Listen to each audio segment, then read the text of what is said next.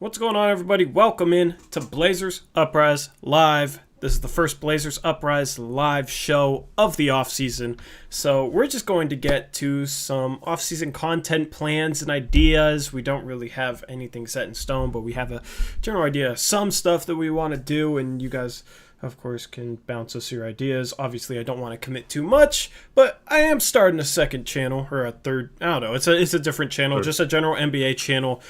So we'll be doing some content over there. We have some draft profiles planned. Me and Eric are going to try and just knock out draft profiles together.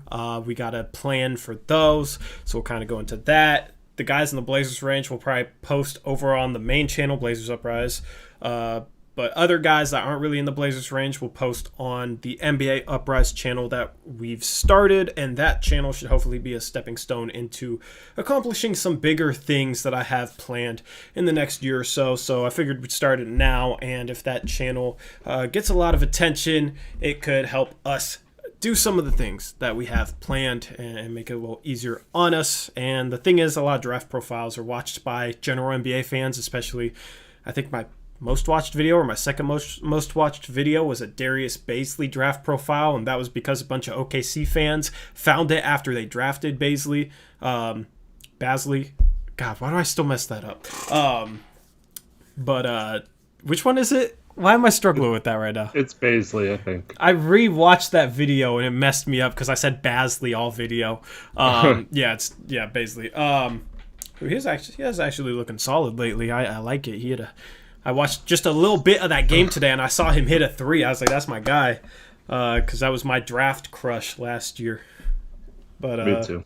Yeah, that was our guy. But so that's the thing. A lot of general NBA fans watch those draft profiles, and OKC fans probably aren't going to subscribe to a Blazers channel. But if it's just a general NBA channel, then might subscribe to it. Might be able to build just a general following, and that could help us get some things that we want to get done.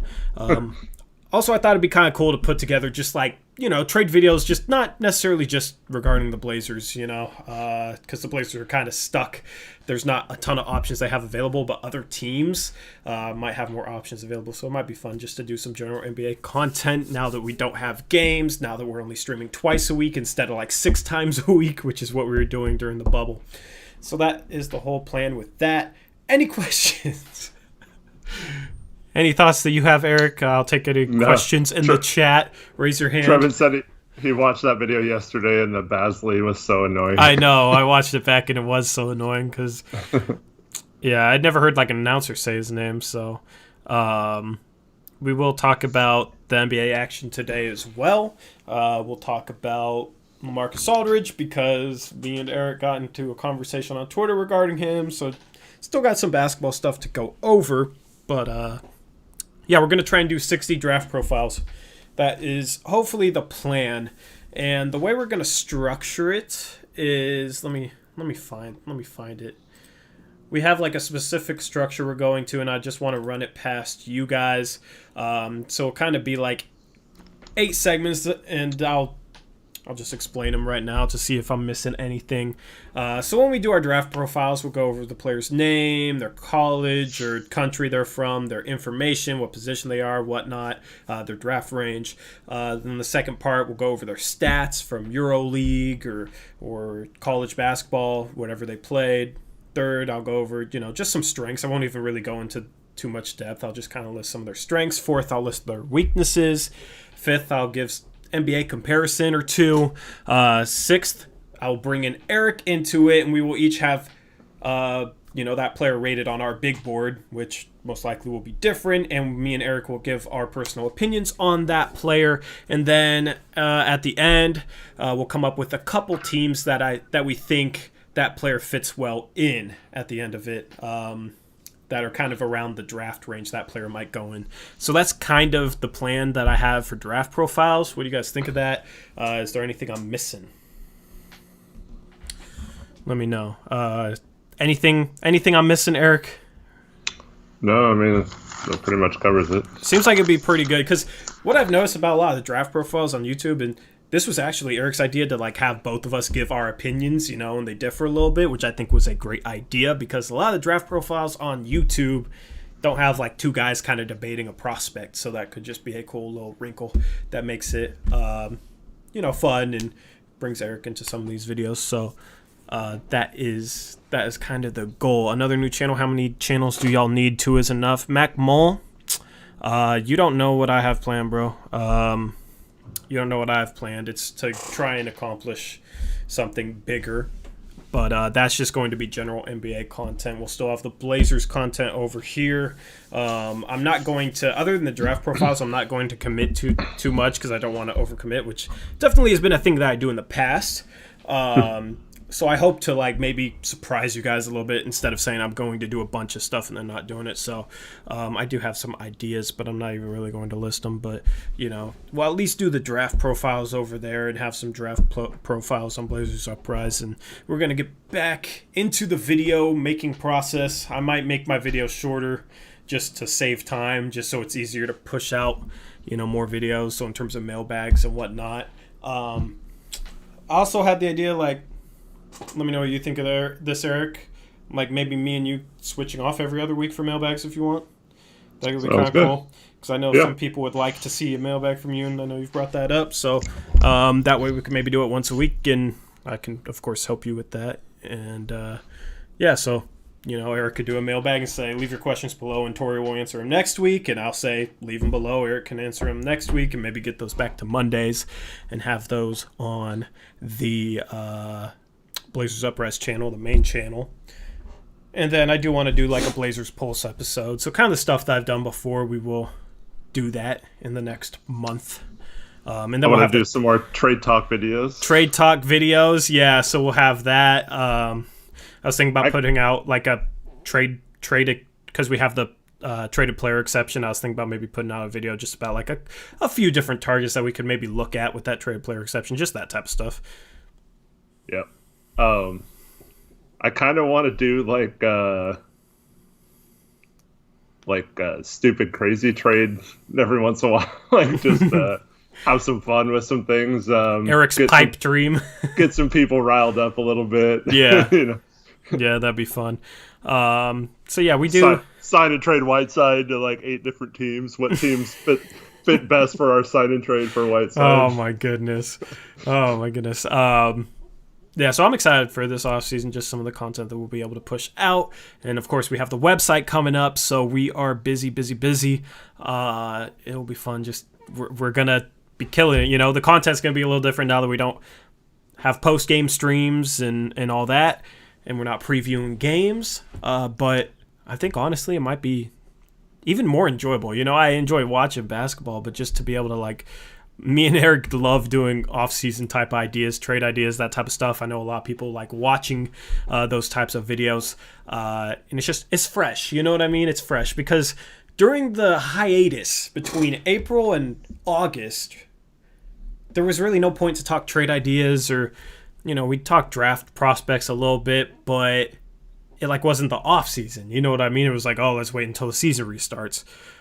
So we weren't able to like get into any sort of rhythm just because it didn't make sense to do during the hiatus. So it's nice to like, okay, now we're officially into our off season. Now we can officially look forward in a way. For sure. And we could talk off season GM type stuff all day, so plenty of content around that stuff. Yep. Patriotic Truth News says, how much do we have on the trade exception? I think it's 7,069,000 roughly, which means we can bring in a player for 100,000 more than that. So basically, with the trade exception, I'll just type it. We can bring in a player making up to approximately. Let me just type it. Approximately that amount.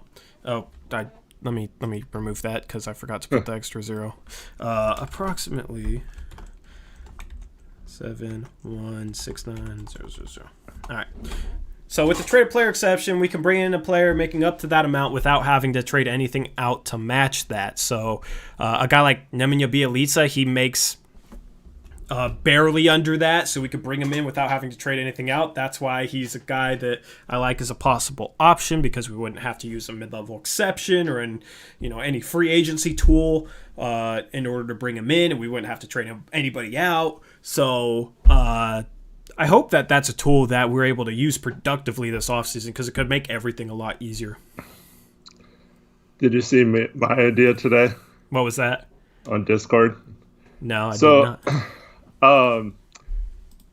I was reading some stuff on Twitter. It started with Keith Smith noticing how DeLon Wright wasn't going to play at all this, or wasn't playing much this playoffs or whatever, and that Dallas should look to trade him. And tell me if I'm wrong on this, but I think Dallas would trade Ariza for DeLon Wright. Yes. I think that's a trade they would do. It's pretty fair value for both teams, I think. But I was thinking, do we really need DeLon Wright? Like, I'd probably rather have Ariza. So I was like trying to think of a third team. So then my suggestion was to mix in your Bjelica trade, or any number of guys who make around the same amount of money Bjelica does. Yeah. Use our trade exception to bring in Bjelica and trade out Ariza, which would generate us a almost 13 million trade exception, and we'd still have our picks to attach to that. So it opens up players up like almost 6 million more than we could be looking at to bring in with that trade exception. And we get the guy you wanted with our trade exception, Bjelica, anyway. Yeah. So I wonder if Sacramento would do DeLon Wright for Bjelica. I think that's pretty fair value too, considering they might dump him or not pick up his contract. So, I just like creative stuff like that, and that kind of made my day fun, like looking at all the extra players we could get for 13 million. But yeah. The only thing I'd say on that is you lose the ability to combine Ariza's contract with, maybe mid-season. You lose the ability to like combine that with somebody. Say we sign somebody with the mid-level exception. Well, you would have whoever you brought in, like just as an example, if we got Tony Snell for free using our exception or whatever, like then he makes about the same that Ariza made, so you could use that contract to trade after 60 days. So yeah, I'd have to think about that. The thing is in that scenario, we could maybe bring in a guy like Kelly Oubre. You throw that onto the deal, and Phoenix wouldn't have to take anything back. Because Ariza would match Kelly Oubre, and then we get Bjelica with the traded player exception. So, there's some creative things we can do with that for sure. I will be posting over on my Twitter page. I'll be posting like just an off-season idea a day, just kind of go through just a random off-season idea. So I'm going to try and get creative with possible moves that the Blazers could do. I posted one today. Some of them I might not even do myself. I'm just trying to like throw just different stuff out there that's creative that I think some people might do and some people might not do, right? So I'm trying to throw out ideas where people, can debate whether or not they do it. I'm also trying to, obviously the offseason ideas, I'm trying to make it make sense for the other teams. So today I had we got Kelly Olynyk in a trade, and then we flipped him to Phoenix for Kelly Oubre, because Kelly Olynyk makes sense in Phoenix. I feel like they want their shooting. They could maybe use a 4, which I think Kelly Olynyk can play the 4, and if Baines walk, he could be the backup 5, while also being able to play next to Ayton, and, they might have to choose between Oubre and Mikal Bridges. So, yeah, over on my Twitter page, at TorreyJonesYT, let me put up the overlay. You guys also need to follow Eric, because I know I have more followers than Eric. People need to follow Eric, too. He is a great follow. My favorite follow on Twitter is Eric Brandt. Just going to put that out there. So, yeah, our Twitter handles are below our names. And, we'll have you loaded with off-season content. I'm excited, man. I wish we had the website live so we could just push out trade idea articles right now that aren't stuff like Ariza into first for Taurean Prince.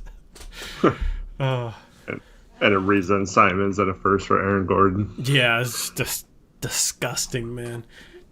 Oh, so he joined the club on trashing Stotts, the Fire Stotts crew today. Yeah. Speaking of them, that was fun. Yeah. And then he got ratioed. Yeah, I think so. And then he eventually I hate that when people are like, "Oh, you definitely have some points there." Like, then why are you just going off on people who have a differing opinion? Then I know. So, why don't you listen? Like, we've been saying the same points forever. You know what I mean? Yeah. I don't know, because that's the thing. People are like, "Oh, you have some good points," and then the next day they'll like trash. "Oh, the Fire Stotts crew is so retarded or so stupid." You know what I mean? Like I see stuff like that all the time, and it's very frustrating. But yeah, so we will push out trade idea articles once that website goes live, and they will be trades that work, and they'll make more sense than the other trade idea articles you see out there. I won't throw out Ariza and a first for Taurean Prince. That made me puke, man. I wouldn't trade Ariza for Prince straight up, but. Oscar, I could admit that Tori would beat me in a one-on-one. He has beaten me the 2 times we've played each other. Hasn't really been close, but yeah. Also, I beat him way past my prime. Only because I was making jump shots. So if I wasn't making jump shots, who knows? But yeah, also he wasn't fully healthy, so he could probably give me more of a run for my money after recovering from his surgery. I would like to play him 1-on-1. I would like to play 5-on-5 with the community. I'd like to have meetups with the community, but obviously we can't really do that right now. But in the future we will. Next summer, hopefully, we will be able to when it's nice and warm and we can have some meetups. Eric and Tori talking up each other for once. I don't know what you're talking about, Trevin. But I hate those people. They don't have a comeback. Yeah, Kevin, that's frustrating for us too. But yeah, so general NBA channel, we should hopefully have consistent content, and honestly, that's just to try and grow that in order to turn that channel into something more. Which I've told a lot. I told you guys on stream. I told about 20 of you about a week and a half ago. Eric wasn't even on the stream anymore. It was like a 4-hour stream, but I told you guys what I have planned. So that channel, if it grows, will help me accomplish that. So also, quick little note, 2K21 comes out on Thursday. I'm kind of debating, I don't know how you feel about this, Eric, but I'm kind of debating making Thursday a 2K21 stream, because it's coming out that day, so I'll pick it up at like 9. I don't know how you feel about that. Maybe we could do, like, if you wanted to do just like a normal stream, maybe we could do it Wednesday or Friday night. No, I'm cool with that. I'm not buying it, so. Yeah, I mean, I'll buy it. I'll buy it and kind of look at like the stuff they added to my league, see how it looks, that type of stuff. Kind of go over the rosters, the ratings, just see what they've done with it. They're changing more for the next gen, but I'm still gonna get it. Just save the money for the PS5. I'm probably gonna make a draft class or two.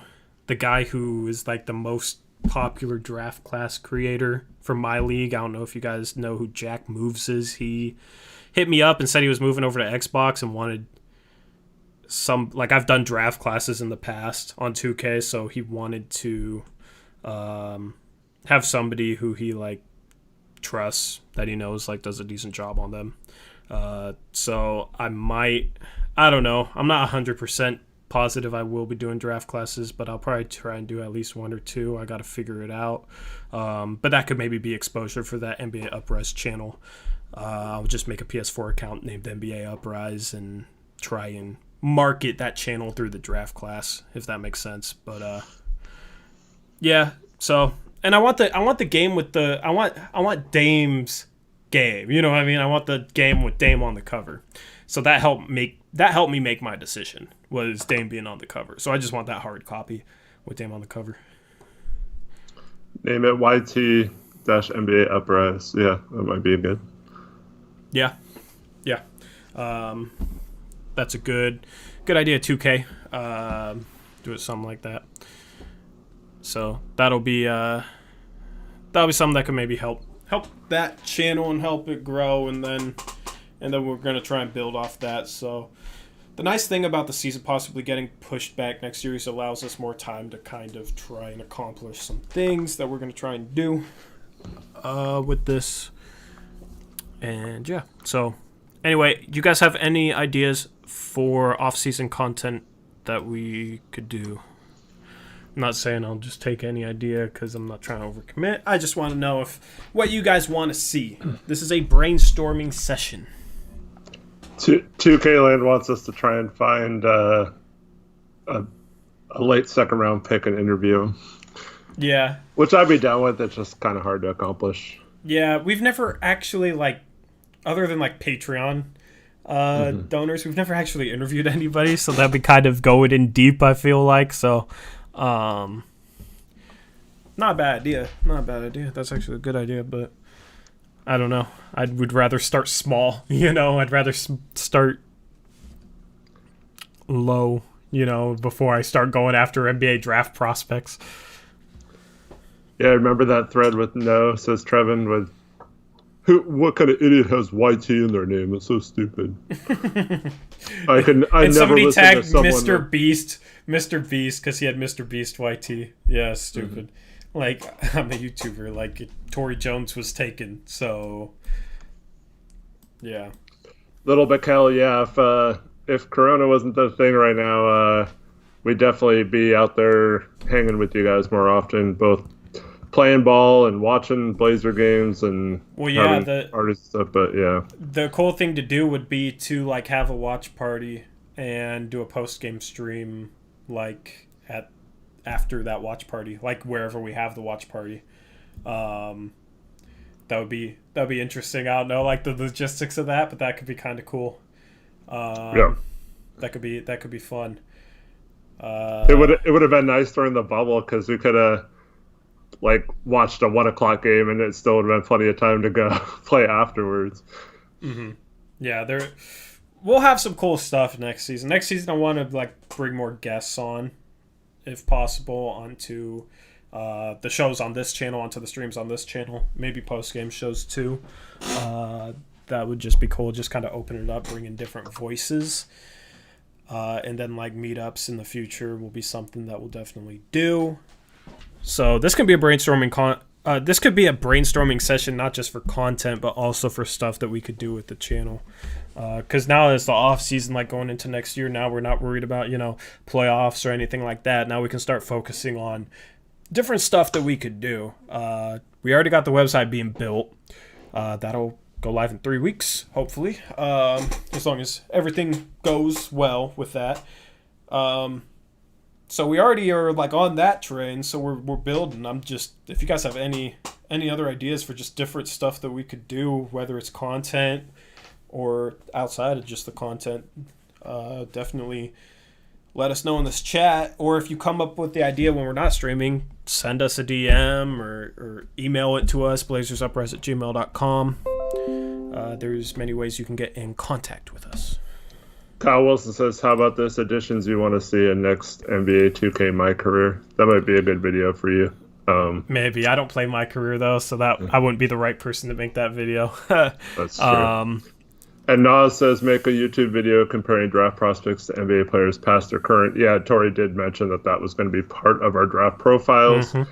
I'm not, other than Obi Toppin is Amari Stoudemire, I kind of cringe at player comparisons most of the time.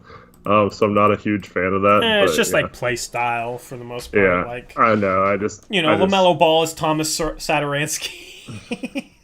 You just see that, and that's no matter what you say afterwards, people just will make up their. It's kind of like your Zach Collins versus.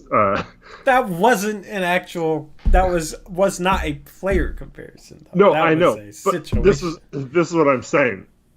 You mentioned Pascal Siakam, and they just stop listening to anything you say or won't watch the video. They just immediately think you're dumb that you think Zach Collins is going to be like Pascal Siakam. You know what I mean? Yeah. So it makes it tough to That's why I have the player comparison as the 5th thing out of 8. Yeah. Later in it. But I was thinking maybe of coming up with 2, what their ceiling comparison is and what they're I don't know. Maybe come up with a couple different comparisons. I don't know how I'm going to do that, but I know people like that. Did you see that? Did you see that in the group chat? What, that LaMelo was the taller Trae Young? No, Nas said that Avdia was Gallinari 2.0, and Trevin was like, Michael Porter Jr. is already Gallinari 2.0. So now Nas calls him Gallo 3.0. That's funny. That's funny. Honestly, I don't think Avdia should. I think Michael Porter Jr. is more like Gallo than Avdia. But yeah, I don't know. Like, player comparisons, just for like the style, the way they kind of play, I think makes it easy for people to like kind of envision how they might be in the NBA. I don't know. I don't cringe at it. The thing is, a lot of people have terrible comparisons. Those I cringe at. Like LaMelo being a taller Trae Young, I cringe at. But like a good player comparison can doesn't make me cringe. You know, like OB to Amari with a jump shot, Amari with a 3-point shot. I don't know if there's any other like easy comparisons though. That's the thing, like Zion last year, who do you compare him to? You know what I mean? Kind of hard for some players, but like Zach Randolph who can jump. Zach Randolph who can jump. Zach Randolph with a 45-inch vertical. Yeah, that's funny. I kind of see it. Is it wrong for me to say Avdia is like Nick Batum or Dario Saric type player? I feel like you're just comparing him to European guys there. You know what I mean? Like, just because he's also European. I don't know. It's hard to find good player comparisons for a guy like Avdia because he's kind of a unique type of player. Steph Curry with a 40-inch vert. LaMelo is a taller Steph Curry with a 40. Yeah, I don't know. People overhype him, bro. It's like, I love it when there's a draft prospect and the comparison is like a better version of a guy who's already like a all-star or superstar. A taller Steph Curry, a taller Trae Young, stuff like that. It's like, bro, if this guy was a taller Steph Curry, he would already be the best player in the world. I hate when people like Shervin said like he's Magic Johnson with a 3-point shot. Someone told him that. It's like, anyone who tells me that LaMelo Ball has a 3-point shot is just wrong. His 3-point shot is broken and it sucks. Like, he's not a good shooter. So, like, anyone who says he's a good 3-point shooter just doesn't know what they're talking about. I think LaMelo is closer to Lonzo Ball without a 3-point shot than he is to Magic with a 3-point shot. Right. But that would be a good, just, like, have him by himself and have, like, a LaMelo's overrated type video. That would probably, yeah, maybe we could come up with like, instead of a player comparison, maybe like just something else. I don't know, we could maybe come up with like what type of prospect are they, maybe a boom bust type prospect or a safe pick, like what's their ceiling. Like, we could definitely incorporate that type of stuff. Maybe just like a trait, like his handles are like so and so, or like his shot reminds me of this player, type of thing. But Little Bikel said you should put out drama alert from people on Twitter. Blazer drama Twitter. Alert. Tori's already supposed to do that. You're supposed to come out with your videos with the. I always like every now and then I'll just want to just expose them, and then like the next day I'm like, nah, it's not worth my energy. But you did say if that tweet got 100 likes that you would put out videos on bad Twitter takes or something. I will when I have more time. Yeah. Maybe this off season, but yeah, I will. I said that, and then I didn't end up having enough time to do it. So it sucks, man. I wish I had all the time in the world. I wish I had an editor that I could pay to help me edit. Like, I would put out so much content. It's just rough working. Now that the season's done, now I'm gonna be working more for DoorDash because I was trying to make a certain amount of money in order to rent something, but I couldn't quite work enough in order to do that. Now a lot of the stuff that's what sucked was like the playoffs. The games were at 6 or 5:30, so that's my dinner rush. That's when I make by far the most money per hour. And then the streams after that, it's like a 5-hour block in the middle when I'd be working. Now a lot of the stuff I can do at like 1, 2 a.m., 3 a.m., when I normally wouldn't be working, when there's not much money to be made. So it makes it easier to get enough money from working DoorDash and that type of stuff. So I'm hoping that, you know, I'll be able to find a good balance this off season with driving for DoorDash. And once I move out, it should hopefully be easier. You know, I gotta figure things out. Gotta find a balance and figure out my living situation and get the hell out of this place. Man, I got into like 4 or 5 Twitter beefs on today, and like I couldn't even keep up with all of them. But I felt like I was making good points on them. I'm trying to like not like attack people or like tell people they're stupid and stuff. Just continue to make good points and like eventually just wear them down with like nothing but. That's what I'm kind of doing too. I actually think that's kind of the attitude we kind of have to adopt going into next season. Obviously, we'll still call people out and stuff, but I think definitely maybe need to have a little less of an edge, just both of us on Twitter. And I don't think we handle anything bad even. I'm not saying that as if like I think we handle situations bad. I just think you know, it's just with the way other people are, like it just becomes crummy. Like if people are willing to have a conversation like the people with you today and people with me, like I'll just have a normal conversation. I think my problem is, like, we've explained it so many times that it makes me mad when someone comes at me with the same argument that, like, I've shot down, like, 800 times, and they just don't want to, like, take the time to look and see. And then I have to... On Twitter, it's such a horrible format to try and, like, respond back with a lengthy response. And, yeah, it just gets very time-consuming and frustrating, so... it's easy to get frustrated on there. Yeah. But, it started with the NBA agent says that Portland is the likely destination for Aldridge to be traded to this summer. And it's like, oh, well, that agent's an idiot. Yeah. Aldridge is not really an option. We don't really have the means to go out and get them. Westbrook says can donate on this channel anyways, or can't, I think. Yeah, I need 1,000 subs so that you guys could be able to donate to this channel. But we're stuck at 360 right now, which we almost have 3,000 on the other channel. I think we're almost at, God, what's the number? It's like 2,967, something like that. So we're almost at 3,000 there. We're not even at 400 here. Like, I don't even know. I guess a lot of people that are subscribed to that main channel don't want to subscribe to this channel. I don't really get that, though. Like, they watch us stream after games. Why would they want us to watch us stream during the off season? It doesn't really make sense to me. I think people just think having multiple channels is stupid, and they're not going to bother with another channel. I know it's not like why YouTubers do that, though. I know. I'm just saying it's not normally. Like, to people who think about it, like, it's not a big deal. I'm just saying that I think people think that way. Oh, some people do. I figured I'd have more than... We have, like, 12% of the subscribers from there over here, you know? I figured it'd be more than that at this point. But that's just to help the videos over there, so it's not like I even really wanted to necessarily do that. But, it'll, I don't know, I'll just plug it all the time this off season in videos, you know, every mailbag I'm going to plug it. I'm just going to consistently plug it.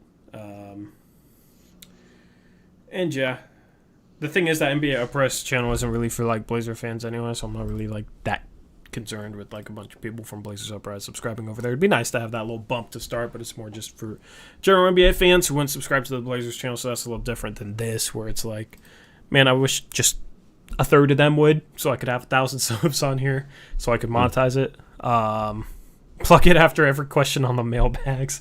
That'd be funny. I could guilt trip him. I could say. Well, I think that's the other problem is like every video on this channel is like 2+ hours, so I think like a lot of people don't want to ever watch that kind of stuff. So a lot of people are subscribed to the main channel because they just want to watch the short-hitting videos like the mailbags and stuff, but not I feel watch us for like 3 hours, you know. For sure. But like our 3-hour post-game streams were getting 2,000 views, you know, so it's, I don't know. I'll continue to plug it. I just know that some people that would watch this like for a while somehow don't know it exists, but It'd be nice to hit 1,000 over here. We're at 360, so it'd be funny to just talk about it after every question. Just be overbearing as hell. I'm not gonna do that. That'd be bad, but it'd be kind of funny. I'll probably do like there's a lot of YouTubers that say like at the start of videos, only 30% of the people who watch my videos are subscribed to my channel. So like that type of thing. Apparently that works. So I could say only 12% of you that are subscribed to this channel are subscribed to our second channel, or something like that. You should have like a graphic that comes up on the mailbag, like along the bottom, just have, or it could be the top or the side, just say like subscribe to our second channel if you want to watch our live streams or something. Yeah. I feel like we gotta talk about it. Like, we gotta plug it, though, vocally. No, I'm just saying, like, do both. Like, yeah. Yeah, we definitely could. And then the outro, because I do now have an outro slide for... I need to add the channel members' names. That's the one thing. If you're a channel member, you get your name added to that outro screen. I need to add more names to it because we have a lot more members than what we did the last time I edited it. So but I can like put the channel logo and make it easy for people to subscribe to this channel on the outro slide of main channel video. So well, another thing, I think we're both really bad at this, but I mean, we had whole post-game shows without even saying what the channel is or what the show is or anything like that. What do you mean? Like, we don't say Blazers Uprise much, like, during our stream, like... so we don't get that name out there very much. I do at the very start, though. No, there's so many times you just go right into talking about the game. You don't say, like... I always say, welcome to Blazers Uprise Live, or welcome to the Blazers Uprise post-game show. I always say that. I think it's very rare that you say that. Someone else can back me up on this. I always say that, or tell me I'm wrong. I feel like your introductions are always, like... just getting right into the stuff, and you kind of fumble through it sometimes, but it's never like a set like, hey, welcome to Blazers Uprise, I'm Tory Jones and blah blah blah, like I'm tempted to go through my video. I'm curious, you might be right. I'm tempted to go through my videos and see right now. Curious, out of curiosity. Out of the last 10, how many do you think? Last 10 main channel streams. In the bubble, I would say we said the name Blazers Uprise less than 5 times out of like 100 hours of content, basically. All right, here's the intro for the last stream. Let's see. What's going on, everybody? Welcome into the final Blazers Uprise postgame show. Okay, there's one. Let's see if I set it for every playoff game. I'm curious. Because I did try to make it. I'm not even like try to argue it. I'm just like maybe I'm good, yeah. Because I did try to make it a point of emphasis. I just don't know if I'm forgetting or what. What's going on, everybody? Welcome into the Blazers Uprise post. What's going on, everybody? And then that was your audio playing in the speaker. But that was game 4, so I said it there. I need to say it more like during the streams too. But it doesn't make sense. There's mid rant. This started at 8:50. That was the game 3 rant. I need to come up with a different intro slide too, than just like the white Blazers Uprise logo. I need to come up with something cooler, maybe something animated and some intro music or something. What's going on, everybody? Welcome into the Blazers Uprise post game show. Okay, that was game 3. Maybe I'm wrong. See, I'll fully admit if I'm wrong. It just doesn't feel like it. Yeah, I don't really say it like beyond that. I just try to make it a point of emphasis to like every intro introduce the show as Blazers Uprise Live or the Blazers Uprise post game show. That's game 2. What's going on, everybody? Welcome in to the Blazers Uprise post game show. Okay, that was game 2. Let's hear game 1 because game one was probably hyped on the intro. So let's just hear me get hyped because those 4 were depressing. You could tell in like my tone of voice whether we won or lost. So then this is gonna be completely different. Whenever I get to it, let me see. All right, here we go. What's going on, everybody? Welcome into the Blazers Uprise post-game show. We just got game on again. So much more hyped. Maybe I'm just mad. Yeah, you're right. Well, at least the playoff games, you're right. Yeah. That's, I think in the middle bubble, I tried making it a point of emphasis. But yeah, I don't know. In future streams, I want to just have like graphics for like when I plug merch, like have some sort of video I can play while I plug merch, like video promo or whatnot, and with the other channel, when maybe in the middle of streams, post game streams, plug this channel and have like some sort of video promo as well, just to switch things up. Like should plug it a little bit more in the middle of streams. But then also it'd be cool just to have like some sort of video element instead of just our faces constantly. So in the future, I do want to try and like come up with just more. I want to do more graphically, if that makes sense. So one of the ideas I had for next season, it'd be dope to have like the graphics on the bottom of the screen with like a player and his stat line where we're going over that player. I'd probably need a third person to help out with that, but we could easily make a base with like that player's face and like the like background of the graphic where somebody would just have to put in the stats, or maybe I could right at the end of games or something. But it'd be cool to have like graphics and just do more graphically in terms of the video presentation. I don't know if you have any ideas for that, but I definitely want to like just spice it up more and make things more fresh and just do more graphically. I just don't know like what's practical and what's not, and what's worth it and what's not. ESPN graphic for the mock off season. Did it like you did the ESPN graphic for the mock off season? For what? For the draft? For the stats, I think. I don't remember what exact graphic you're talking about. I forget everything we did for that.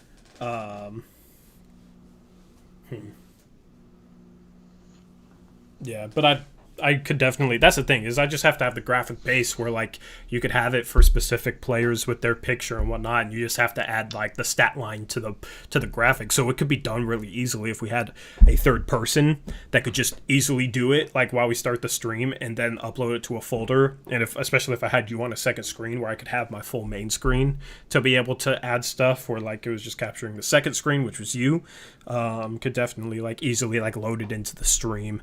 And that sort of thing. So I want to figure out some sort of process for that, and just do more. So that's the thing. I'm constantly just thinking about different things I can add to streams and whatnot, just to make the content better.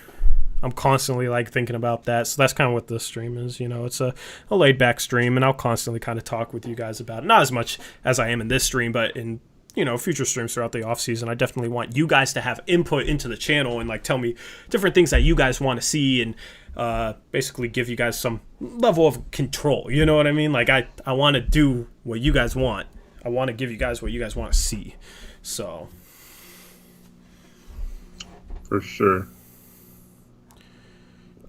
Did you talk let's talk about the games. Everyone's whining about it. Okay, yeah. We will talk about. Let's talk about Westbrook, doing Westbrook things against OKC. Hopefully, OKC fans now realize. I mean, I don't know. They hype him up so much, even though they saw this for a while. They saw Westbrook do these types of things in the clutch on OKC. Now they're like benefiting from it because Houston was in control, and you had Westbrook.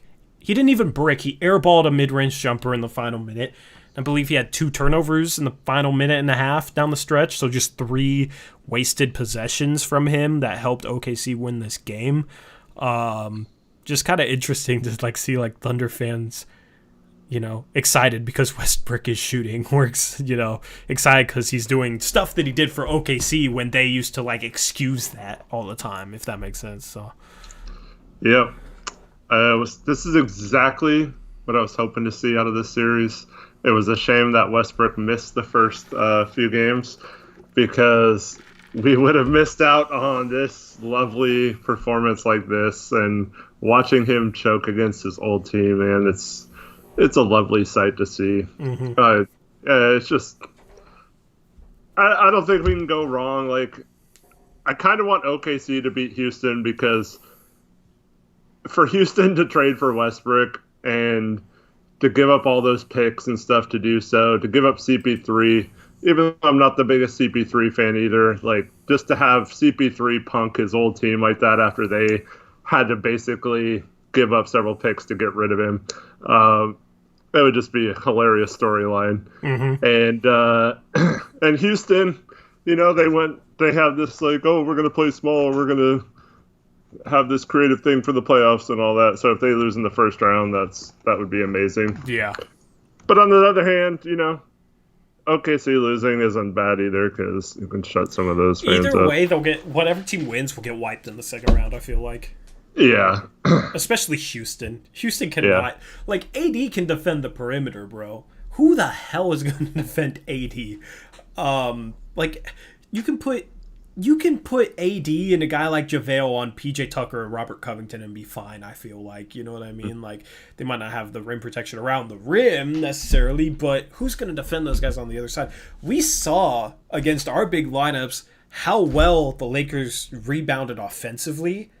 Imagine that against Houston, bro. Yeah. Houston will not be able to hang with LA. I don't think they'll be any more competitive than we were. And that's the thing. I think we would have beaten either of these teams had we played them, assuming, you know, Dame doesn't get hurt. But, yeah, because, I mean, we've played really well against the Rockets and the Thunder. I'm honestly still not impressed by their team. This is just kind of two teams beating up on each other that I think are honestly pretenders. I don't think either of these teams are a contender. I think there's only two contenders in the West. But, yeah, it'll be nice that one of them will lose in the first round. It'll be funny if Westbrook loses in the first round. It'll be funny if the Thunder lose in the first round again after, you know, how hyped they got all season just to lose in the first round for like the fourth year in a row. And then whatever team wins will probably get wiped in the second round. You know what I mean? It'll be whatever. If the Houston Rockets lose Game 7 because of Westbrook doing the same type of stuff, that would just be... Daryl Morey would get desperate, bro. You know he wouldn't sit on his hands.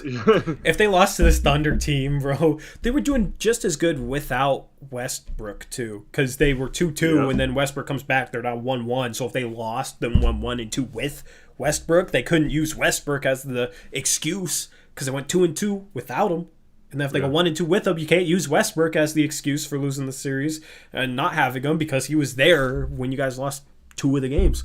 So I don't know. It's like, what would he do? What like, because he's kind of gone all in on this roster. He doesn't really have much assets left at all.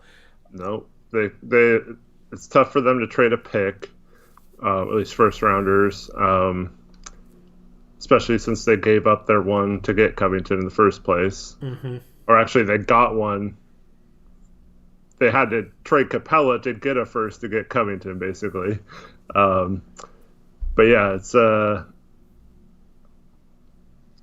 very, very. If they lose that series because of Westbrook, I know he got traded in our mock-off season. I could see them trying to trade him, but they wouldn't get anywhere near the value they gave up for him. Yeah, they should have kept Chris Paul, man. They should have kept Chris Paul because Chris Paul went off. Obviously, there was issues in the locker room there. So yeah, but like I always said, Westbrook is not a good fit next to Harden, especially in the playoffs. I always said that Westbrook is not a playoff performer. He sucks in the playoffs, and he can't really play off the ball. And he's the type of guy to take away shots from a star of a team. You saw him shoot more than Paul George in the first round against Portland last year, and Westbrook shot 15 shots in 27 minutes. That's a higher rate than James Harden's 22 shots in 39 minutes, so it's about the same rate. And Westbrook honestly didn't even shoot the ball bad. The problem was he had 7 turnovers in those 27 minutes. 7 wasted possessions. Houston had 22 turnovers total. And Westbrook only had 3 assists for those 7 turnovers. You know, you look at Harden, he had 7 assists, 5 turnovers. That's a lot better assist to turnover ratio than 3-7. So Westbrook wasn't really creating shots for anybody tonight, and he was turning the ball over. And especially in the clutch, he has kind of stunk it up in the playoffs. You know, we saw that against us. He's just not a good fit there, and I've always felt that way, and he's not going to take them over the hump. That Chris Paul for Westbrook trade wasn't going to be something that took them over the hump. I think they should have maybe tried to flip Westbrook somewhere else or trade Chris Paul for pieces that just fit around Harden better. I think they would have been a smart move. Better off just trading Chris Paul for like Covington and Gorgie Jang or something like that. They'd probably be in a lot better shape right now. I know that they probably need to add something else to make that work, but or like gone after like a Seth Curry or something in the offseason with their mid-level exception, or someone who fits well with Harden, not is like oil and water when you're playing with each other. Because like, I mean, we talked about this in the offseason. They just do not play well together. Is this crazy to say that I feel like if they had Seth Curry instead of Westbrook in that spot, that they wouldn't be any worse? Oh, I don't think they'd be worse. I think they'd be better, actually. And that's not to say that, Curry is better than Westbrook. Westbrook is better. The problem is that people underrate how pieces fit together. People underrate cohesion with certain skill sets on a team. And Westbrook and Harden, I always said this all season long, their type of styles of play don't work well together. It just doesn't. Westbrook does not work well next to a star that's better than him. And it could lead to another first-round exit because he cannot coexist with a guy like Paul George, who in the first round last year honestly didn't play that bad. Didn't play as bad as he did in the first round this year. But Westbrook clashes with those guys. The problem is Westbrook isn't good enough to be the number one guy on a team either. So he's one of those guys that it's like he's not made for postseason success because he can't be your number one and have postseason success. And if he's your number two, he's going to detract from your number one because he can't fit next to number one players. Yeah, I think if you built a team for several years around him, maybe, but definitely not with a guy like Harden who's a true number one. You would have to have the perfect pieces. Yeah. Exactly. But even then, like, maybe a guy like Jokic, maybe, because Westbrook's athletic, if he was willing to play off the ball, move off the ball, and I don't know, like, maybe a guy like that, but it's just hard seeing him coexist with anybody, so it's also the reason why I don't want Ben Simmons. It's also why I don't think Ben Simmons, that's why I think Ben Simmons is overrated, because completely agree. He doesn't fit as, like, the number two, number three guy, but then he's not good enough to be the number one guy. Yeah, you put him... He would fit well with Klay Thompson, or like a shooting, like if you put him with Steph, but like a lot of people would have been good in that position. You'd have to put him with the perfect number two, number three option. But I just don't like players who can't shoot having a majority of their possessions be off the ball. I don't think that makes sense. And that's, like you mentioned, Ben Simmons and Dame, like you're taking the ball out of one of their hands half the possessions. Even if they split the possessions evenly 50-50, I still don't think that's the best scenario for those players. And yes, we do talk about Dame playing off the ball more, but like you're talking about putting him with a player that can't play off the ball at all. Whereas like someone like CJ can play off the ball, and he's shown when Dame's not there that he can play on the ball too. I want Dame to play more off the ball, but I don't want to sacrifice how things are when he has the ball, right? So, like, going and getting a guy like Ben Simmons, okay, that guy can facilitate. Maybe Dame gets used off the ball a little bit more, but I don't think, A, that you need Ben Simmons in order to use Dame off the ball more, and B, when Dame has the ball, Ben Simmons is a detriment because he can't space the floor at all. If you put a guy like Nurkic, and Nurkic can't improve his three-point shot more, and you put a guy like Simmons out there, the spacing is not going to work for Dame. You saw him in the playoffs playing next to Nurkic and Whiteside at the same time, and how things were clogged in the paint and how Dame like really couldn't get going. Like, he's getting trapped up at half court, and then if he splits it and drives, he's running into a brick wall. Like, that's not the right situation to have Dame in. So, and the thing is, like, people will say, oh, well, Nurkic can learn how to shoot, so you can put Simmons in there. Well, if Nurkic learns how to shoot, I'd rather just have 4 guys that can shoot next to Dame instead of 3. Like, if Nurkic can learn how to shoot, okay, Nurkic can space the floor from 3, have the 2, 3, and 4 be able to space the floor from 3.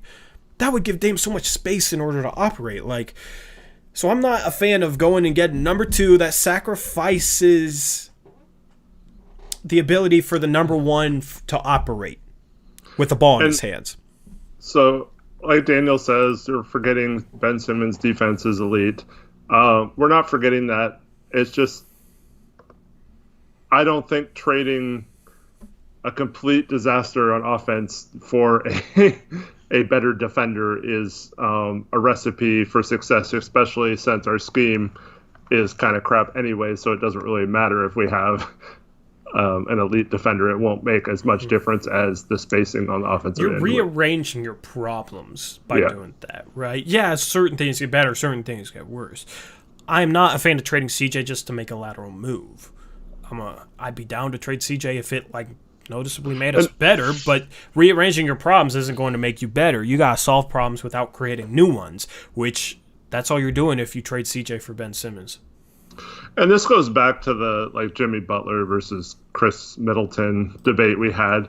So we're in no way saying that if you had a team and you were starting from scratch that we take CJ over Ben Simmons. Mm-hmm. We're just talking about his matchup, like with Harden and Westbrook.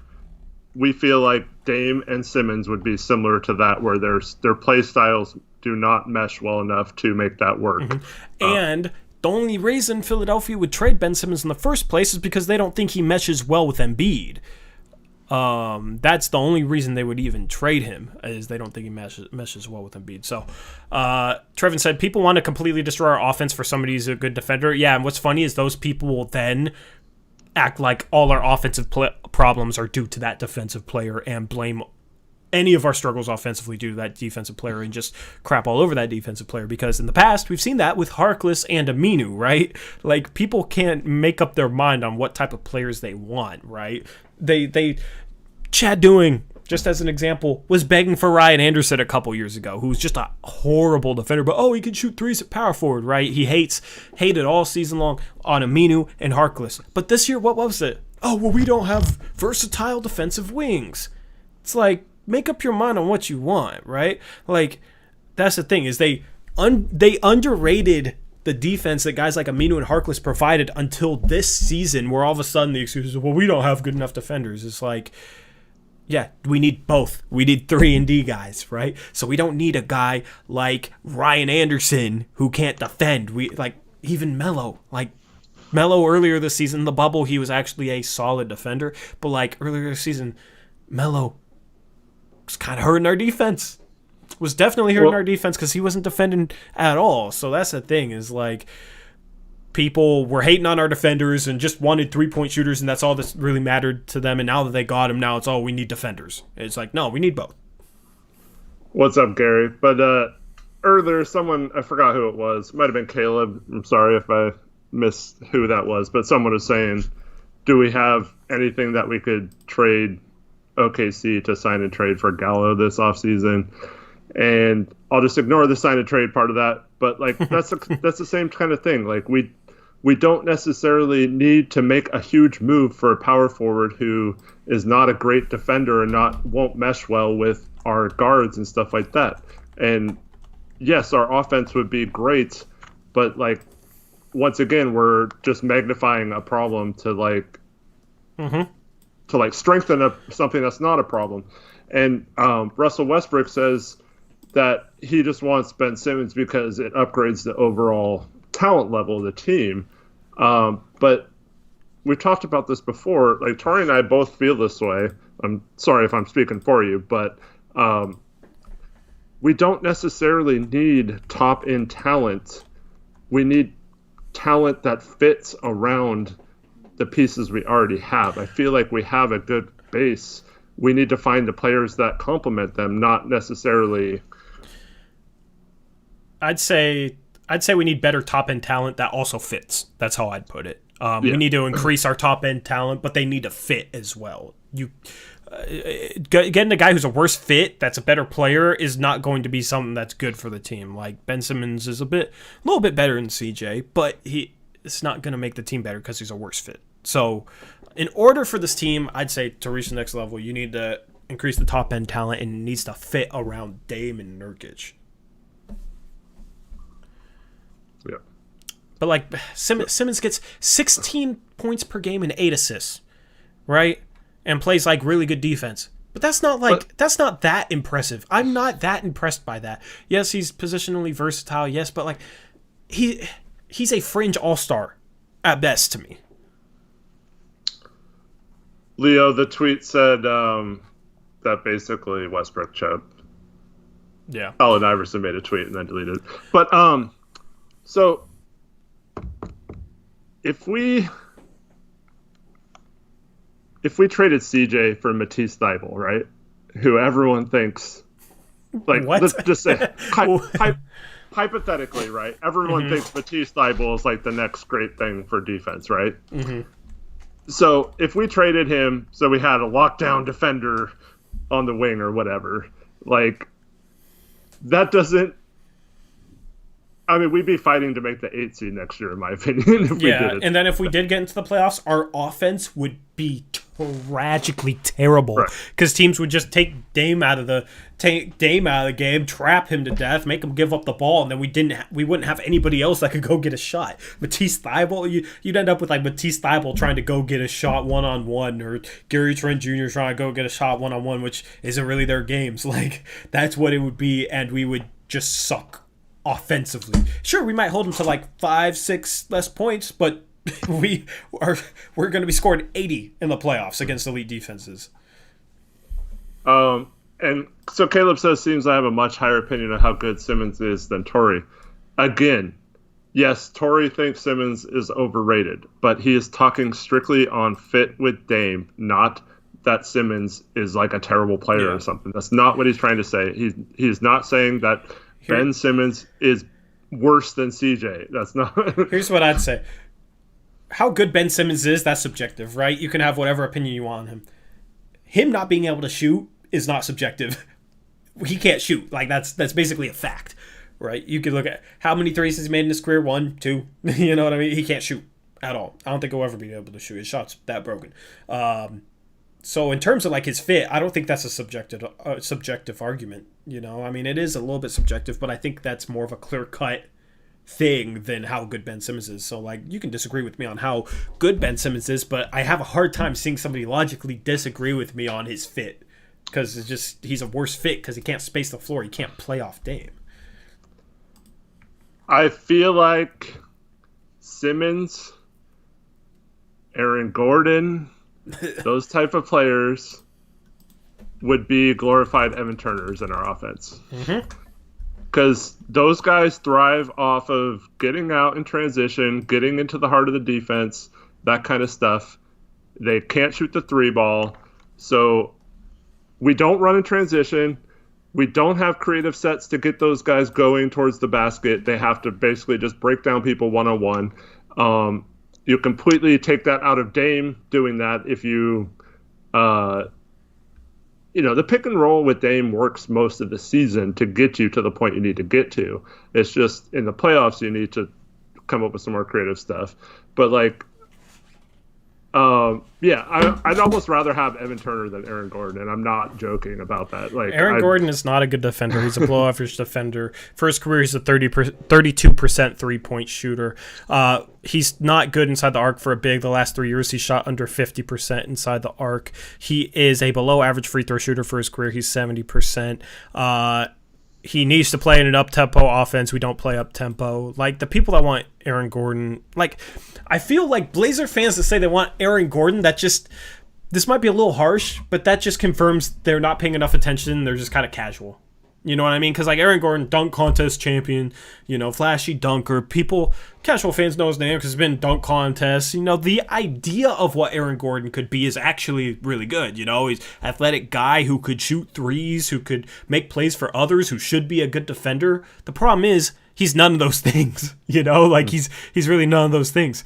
So that's the thing is, like, if people aren't really paying attention, I could see why they think Aaron Gordon would be a really good guy to go get. But for those that do pay attention to what Aaron Gordon actually is, I feel like they realize that Aaron Gordon would be a horrible fit on this team. Nas has a good point. He's not even a dunk contest champion because he lost. Oh, true. But like, the point still stands, Yeah.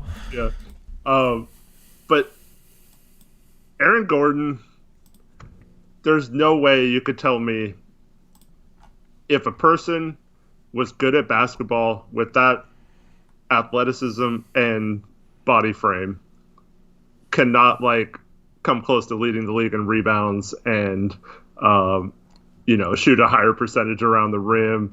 Like the 3-point shot is questionable. Like some bigs just can't figure it out, whatever.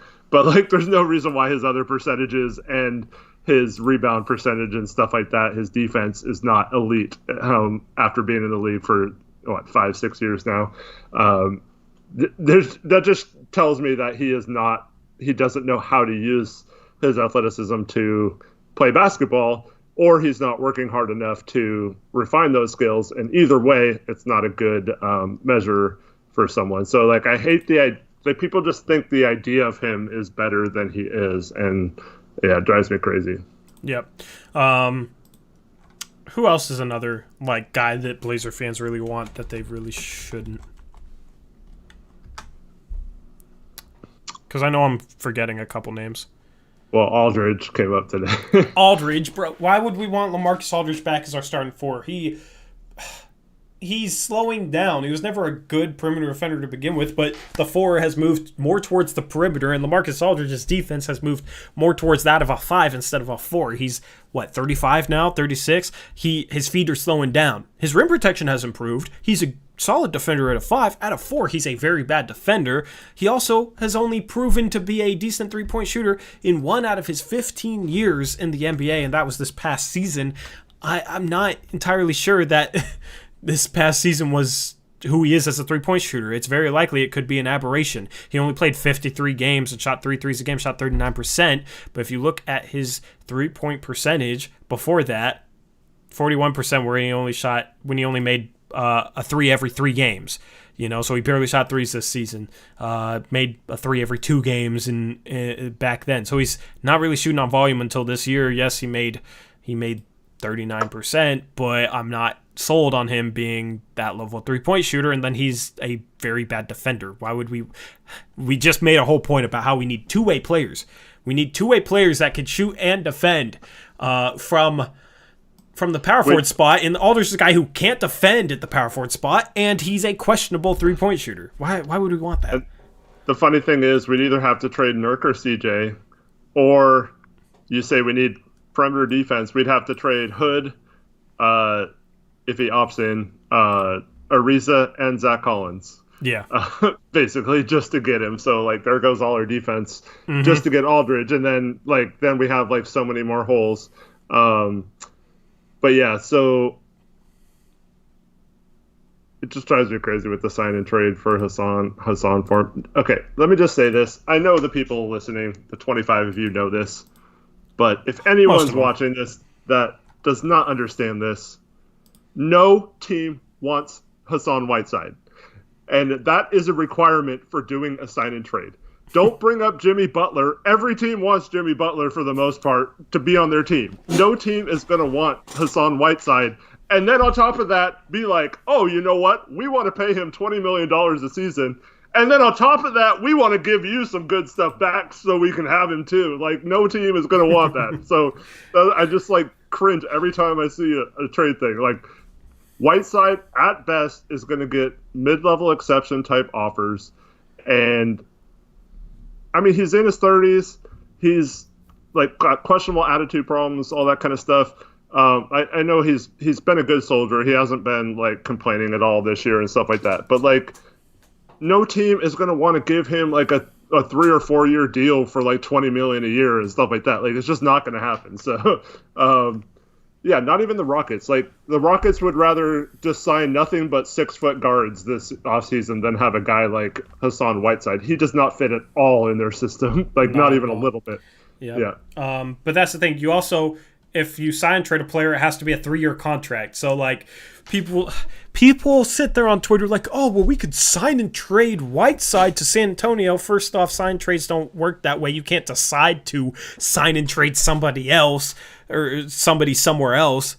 Sign trades don't work like that, but I'm not even going to go in on that. Why the hell would San Antonio want to pay Hassan Whiteside $20 million a year for 3 years when they have a guy like Jakob Poeltl who is probably just as good as Hassan Whiteside, who's very underrated and who's young and who comes a lot cheaper. Why would they want to do that to play Whiteside in front of him? $20 million for a team that would be rebuilding if they trade Aldridge. Why would they want to pay Hassan Whiteside $20 million a year for 3 years? It doesn't make any sort of sense. And then they just give up Aldridge for that. Like, the whole idea of sign and trading Whiteside somewhere to make something happen is so flawed, and sign trades don't work like that. It doesn't make any sense. Eric went off on it on Twitter today. Well, I'm trying to think of so who could, in our mock off season, you traded Aldridge because Torrey was the Spurs, so you traded Aldridge to the Celtics and got a bunch of pieces and picks and stuff, right? Yeah, I got. So If I'm the Spurs, I would look at doing something like that. Why would I wait until after the draft to try and sign Hassan Whiteside so I can trade Aldridge for Hassan? That doesn't make any sense. Even if we threw in an asset or something to make them do that, there's no reason why the Spurs would even consider that, looking at their plans going into the offseason. So, yeah. But... So Dionysus says Olshey will overpay for Hassan as per usual for no reason. Here's the thing. We can offer him the most amount of money. There's a handful of teams that could probably offer him more. None of them are going to do it. But I would say this. I would offer Hassan at most a 2-year, $20 million contract. If he accepts it, it's a little more than the mid-level exception where he could get other places. And we have a tradable contract because it's 2 years. We don't have to worry about his bird rights being affected and all that stuff. And at $10 million a year, I think it's a fairly reasonable contract to trade.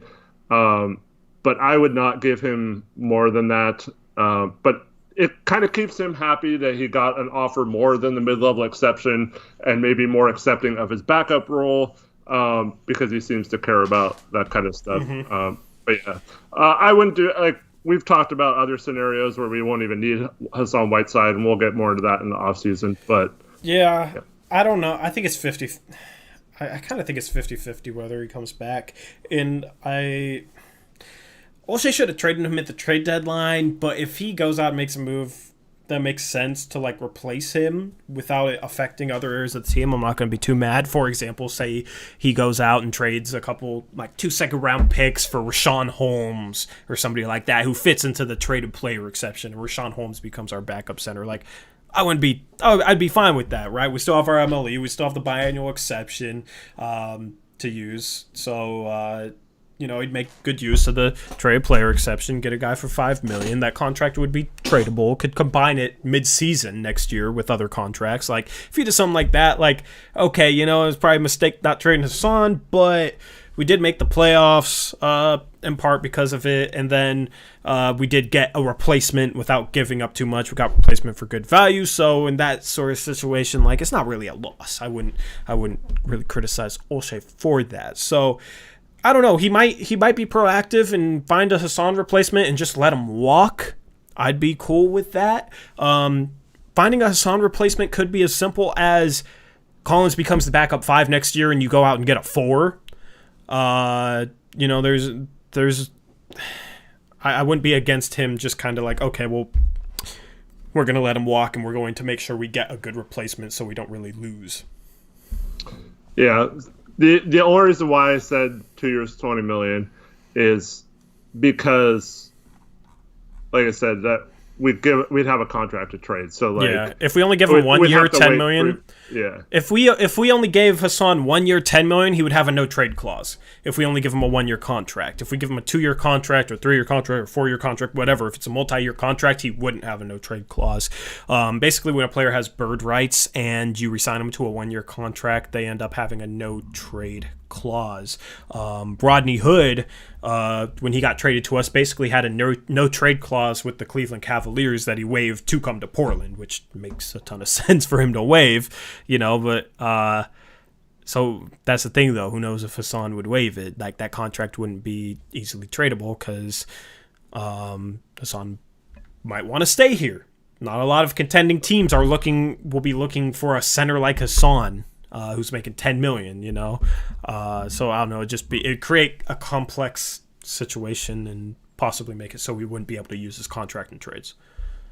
And Dionysus, the team option doesn't work because it's basically treated like a 1-year contract then, unless, as part of the trade, the team agrees to pick up that option. So Whiteside could decline the trade unless the other team picked up the option. It's what happened with Mirotic a couple years ago. Chicago had a couple trades for him, but the teams involved refused to pick up the next year of his option. But yeah. Yeah, it's not a bad thought. It doesn't work like that, but it's not a bad thought. See, people think of try and think of workarounds. There is a chance that Whiteside could accept the trade, like if he was a backup and it wasn't going well, and then he was like, oh no, I would like a starting job on Phoenix or whatever. I don't just renaming a random team, but so it's not completely out of the realm of possibility that we could trade him if we signed him for 1 year. I just wouldn't like to have that option as part of it. I would just like to be able to trade him without worrying about what he thinks about it. Yep. So question for Eric. Would you rather bring back Hassan on a 2-year, $20 million deal, or would you rather trade 2 second-round picks for Richaun Holmes and let Whiteside walk?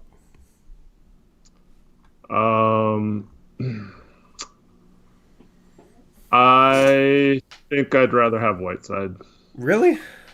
Yeah. We're starting to differ a lot on what we do as GM. I like Richaun Holmes, but he'd be a better backup center, and his energy would kind of be like Montrez-like off the bench. I love his energy. Let's just put it this way. I hate guys with his basketball IQ. I don't like his basketball IQ. Yeah. I feel like he but compared to Hassan? Yeah, compared to Hassan? Okay. But Hassan has, despite the IQ, has the production to back it up. But yeah, I mean, obviously, yeah, we're comparing two players with bad IQ, but like I said, the production level with Hassan is there if you can kind of work around it. As a backup, I don't think it's quite there, like you're saying. No, I agree. Hassan, it did not go very well with him as the backup, although he did start, a handful of games. But I think as a backup, as a starting center, I'd rather have Hassan. As a backup behind Nurkic, playing 18 minutes a game. I'd rather have Wenyen Gabriel as our backup center than Richaun Holmes, probably. It's not necessarily all teams. I just don't like his. Excuse me for a second. Yeah, I think we can blame personnel stuff. Wait, he just opened the door and walk away. Yeah, now I hear the TV in the background. Hold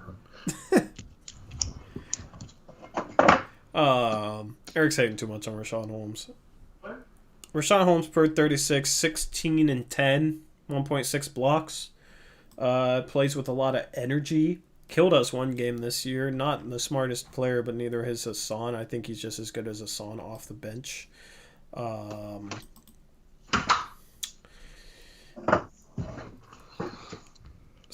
then here, well, the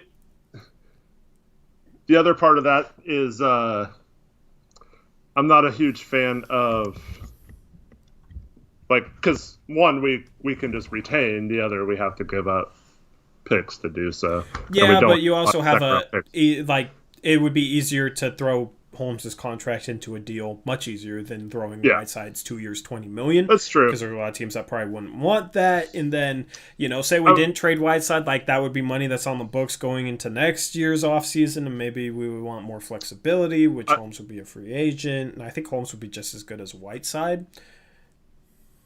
So I wouldn't hate it. It's just I'd rather have Bielitsa or some other options with that. I also think Holmes is more able to play power forward defensively. He's a lot quicker than Hassan. Offensively, he's not really a power forward, but if you paired him with somebody like Zach and maybe wanted Zach, if Zach was coming off the bench or whatever, then Zach could defend centers and Holmes could defend power forwards. Offensively, Holmes would play more like a center. I don't know. I like that versatility. So I don't know. What would you got, chat? What would you guys rather have? Holmes for 2 second-round picks or Whiteside on 2 years, $20 million re-signed? I'm curious. That's a good Twitter poll. I should post it. But interesting debate. That's the thing. Is like I want to use our trade player. CJ for CP3? No, like why? Why would I trade? Why would we trade CJ? Who said that? Dionysus. No. But that's the type of debates we'll get into this off season on streams. Is kind of debates on how to build the roster. It's so. This is kind of like the reasoning for not liking the Ariza trade at first. I just feel like that cuts off opportunities to make other trades, if that makes sense. What do you mean? That I like better. Like what? Because we're only using our TPE, right? So. Well, and 2 second-round picks, but. Yeah, I mean, I was thinking like 46 this year, which isn't that good of a second-round pick. It's a pretty weak draft, pretty shallow draft. Our other second we can trade is 2022, so I wouldn't want to trade that. I don't know. Yeah, but like at the deadline next year, say something happens, we could probably get a second-round pick back for Rashawn Holmes. You know, like he's good enough to be able to get a second-round pick back for the deadline next year, depending on just the roster moves that we want to make. I would have rather kept Scal. I just want us to be in a flexible.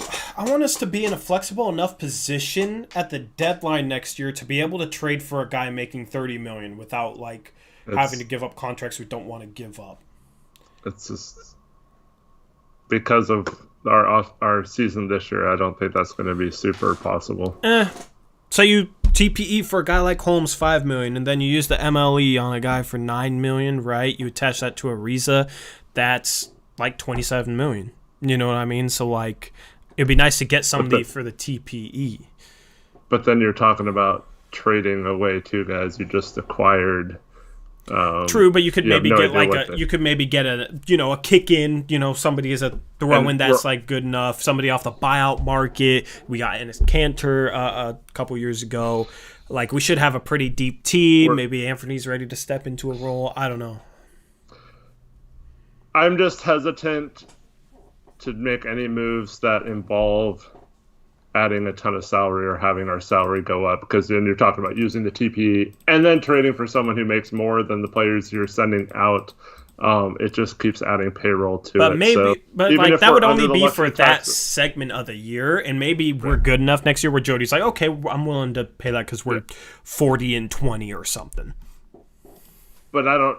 If we're that good, I'm sure they won't be looking to make those kind of big shakeups then, I mean, maybe we're going to have to at some point. So I don't want it to be like, oh, we don't have the ability to make a move at the deadline next year. I'd rather have us have the ability to make that type of move. I think we need to try and set ourselves up in a position to be able to make that type of move.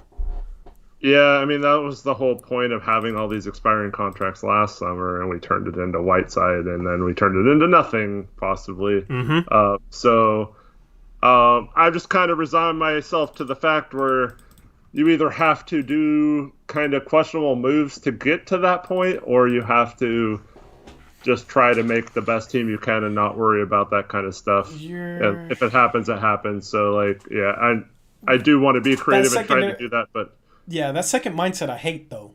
Because that's just going to end up in a situation where it's like, oh, well, we didn't have the asses to be able to make something happen. It's just going to end up with more of what we've seen. You know what I mean? If, we don't have the option, it's just going to be more of us never making the move that we need to make in order to reach contention level with Terry Stotts as our coach. We have to improve our top-end talent beyond this. And, it's going to be hard to do this offseason with our kind of the assets that we have. But I hope that we could be in the running, say somebody becomes available that could be maybe an all-star caliber player at small forward or power forward at the deadline next year. I want to be able to at least have the ability to trade the right contracts for him where we wouldn't have to throw in CJ or Nurkic or Dame or somebody like that. Yeah, I'm just... After this year, like I said, I'll I'll wait and see before I kill Jody about it, how she is in future years.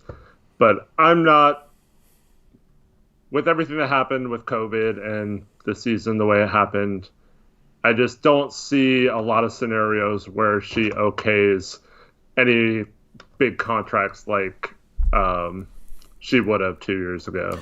Yeah, but if you're talking about trading out $27 million for a guy who's making $30 million, and then maybe like you replace a spot in a rotation and replace the roster spot with a guy making a minimum contract, maybe that bumps up a guy like Simons. Maybe Simons is ready to jump into the rotation, or maybe Gabriel's ready to jump into the rotation. Then I don't know, like at the deadline for only that segment of the year, so it's like not even adding up to $4 million. Who knows what the luxury tax and stuff is going to look like? Like I don't think that's that. Like I don't think that's that. That's not that much. It's not like we're going out and adding $15 million over the course of the entire season. But you're not including the $5 or $6 million you added to get Holmes in the first place. Yeah, but we should be able to use the TPE and use the MLE and be around what the tax line was supposed to be. Of course, we don't know what that's going to look like, but the penalties for the tax could look lower. So I don't know. Like, there's a lot of things in question for that. For me, I'm like not going to like speculate that the tax is $10 million lower without knowing that.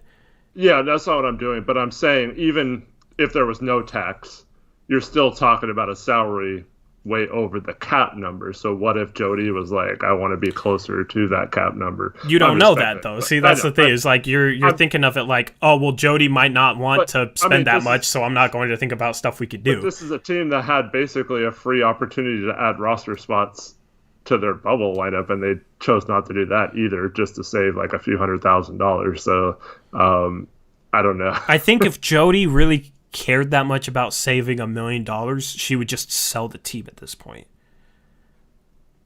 Like, if she really cared that much about that little money, then she would just cash in on the couple billion she could make off selling the team. But not, I mean, there's a difference between caring about $1 million or something and having like $115 to $120 million payroll, or like $130 to $140 million payroll. That yeah, I mean, obviously that's different. A team making money or not making money. But like, okay, here's the problem with the mindset though, is like you can look at the salary situation and talk yourself out of any prospective move we could do this summer. So it's like, okay, is the mindset going to be, oh well, they might not want to do this for salary reasons, so there's no point to talk about this. There's no point to try and, hope that we set ourselves up in the best move. Like, what's the fun in that?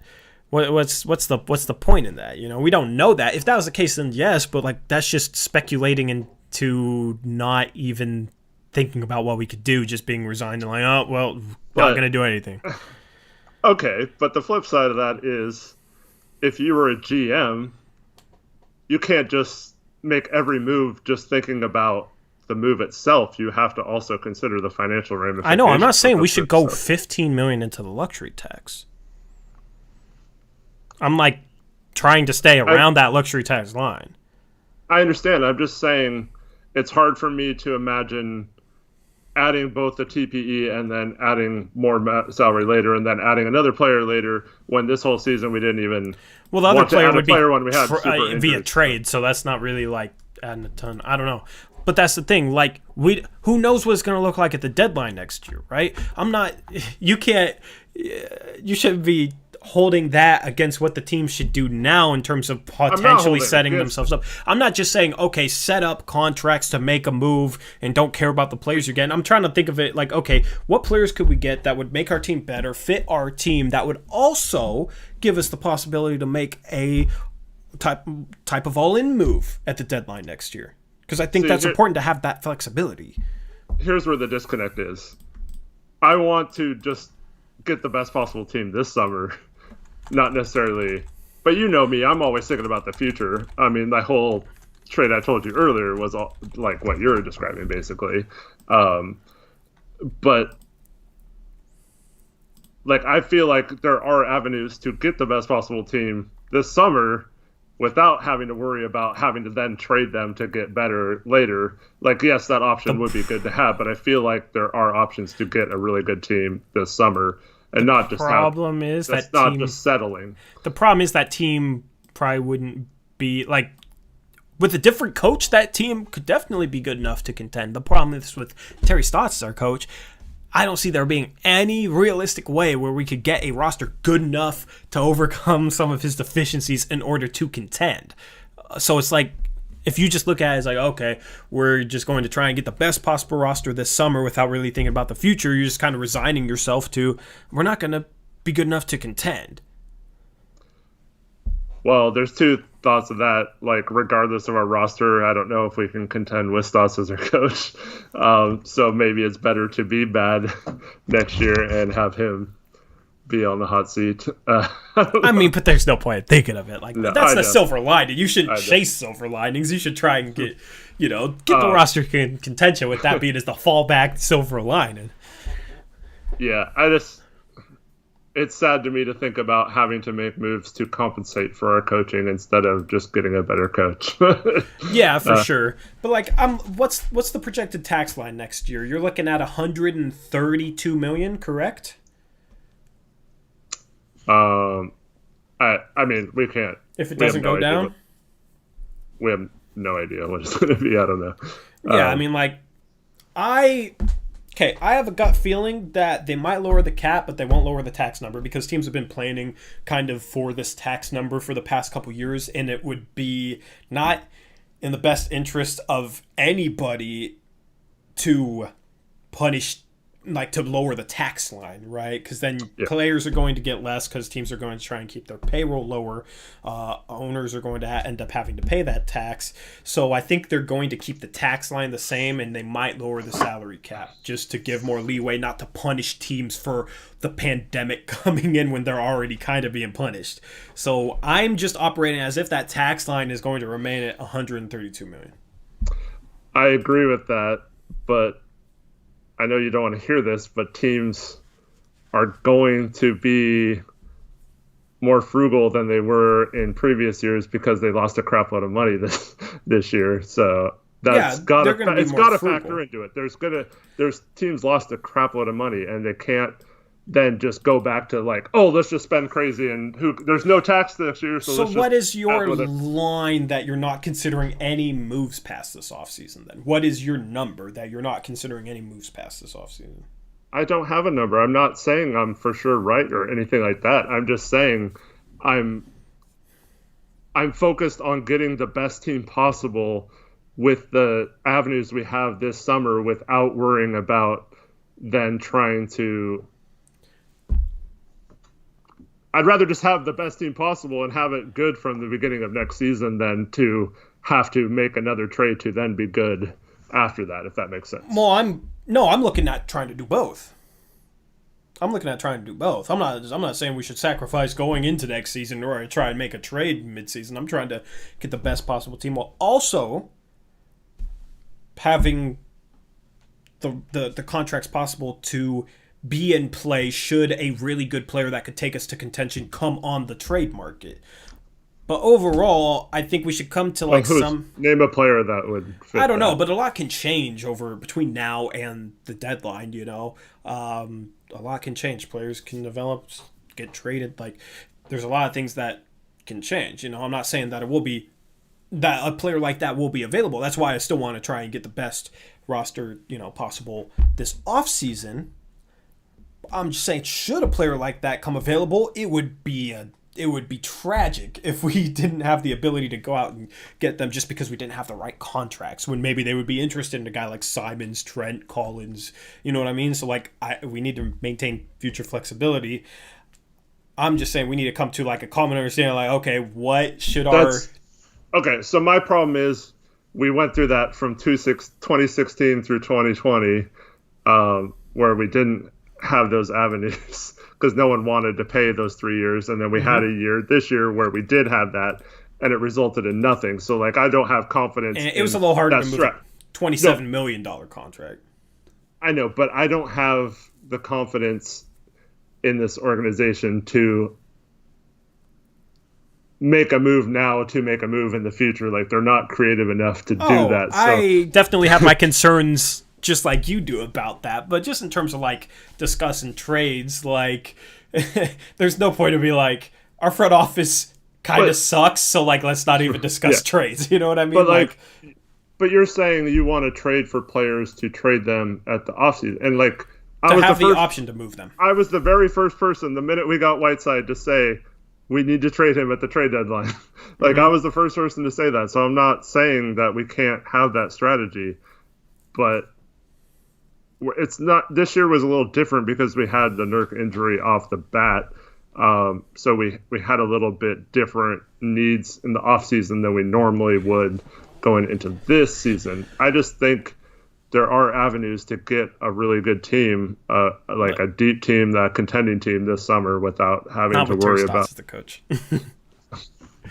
Okay, so you're no fun then building a roster because you're blaming the coach and I'm blaming the setup. No, I'm saying we should build the best roster possible too. I just am not as high on like how far what we could do this offseason would go, right? But there is something I want to address, like trading Whiteside to provide more future flexibility in the future, like trading Whiteside at the deadline to provide that future flexibility is a little bit different than going out and getting the best team possible this offseason, but also keeping in mind, okay, would these guys be easily tradable into an upgrade at the trade deadline next season? Because if you were talking about Hassan Whiteside, what were you saying? He needs to be traded, hopefully getting back, maybe an expiring and maybe a contract that has like 2 years, $12 million on it, so that contract could be tradable, but that would have very likely been a downgrade compared to making the best team possible now while also trying to maintain the flexibility to make the team even better at the trade deadline.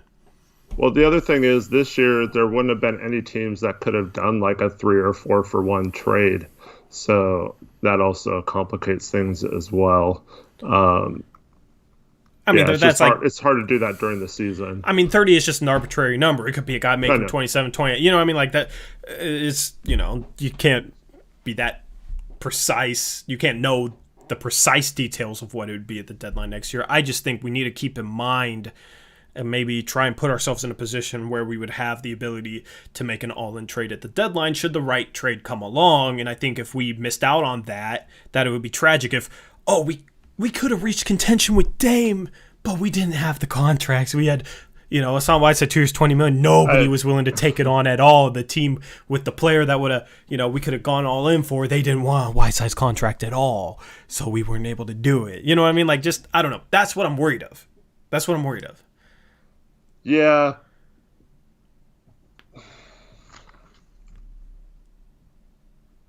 I'm trying to think of how to phrase this.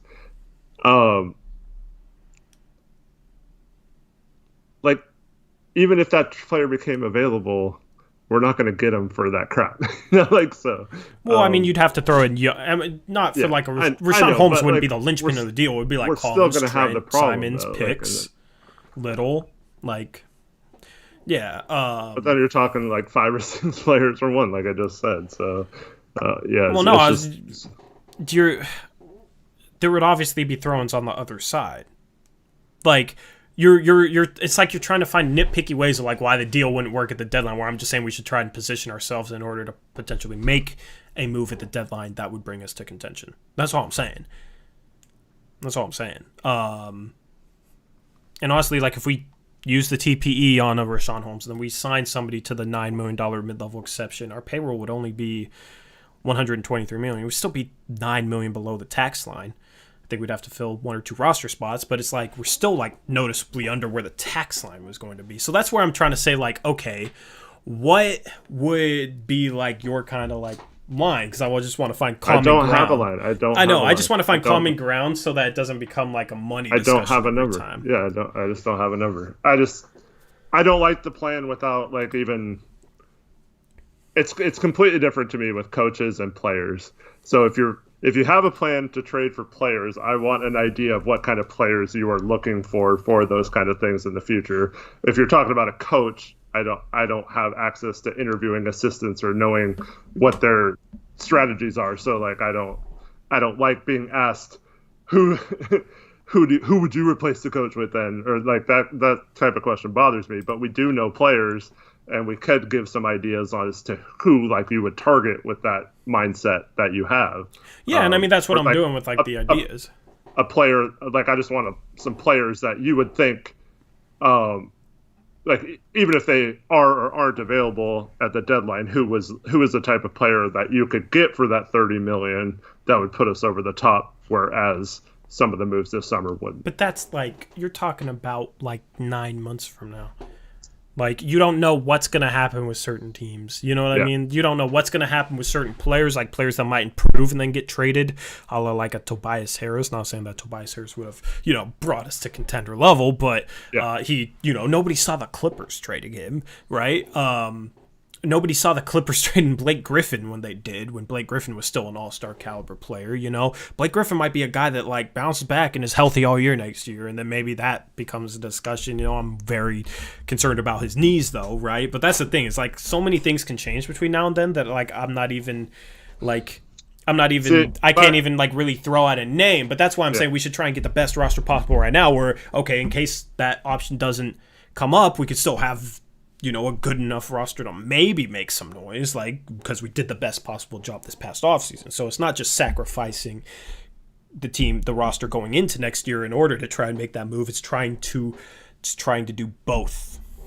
Yeah. To me, the guys, it's past the window for a lot of the guys in that range, like maybe an Otto Porter Jr., but like we'd be talking about the same names that we didn't want this year, Love and Griffin and those kind of stuff, which don't necessarily, but players break out every year. Players you don't see coming, and then some of those might be available. So I don't know.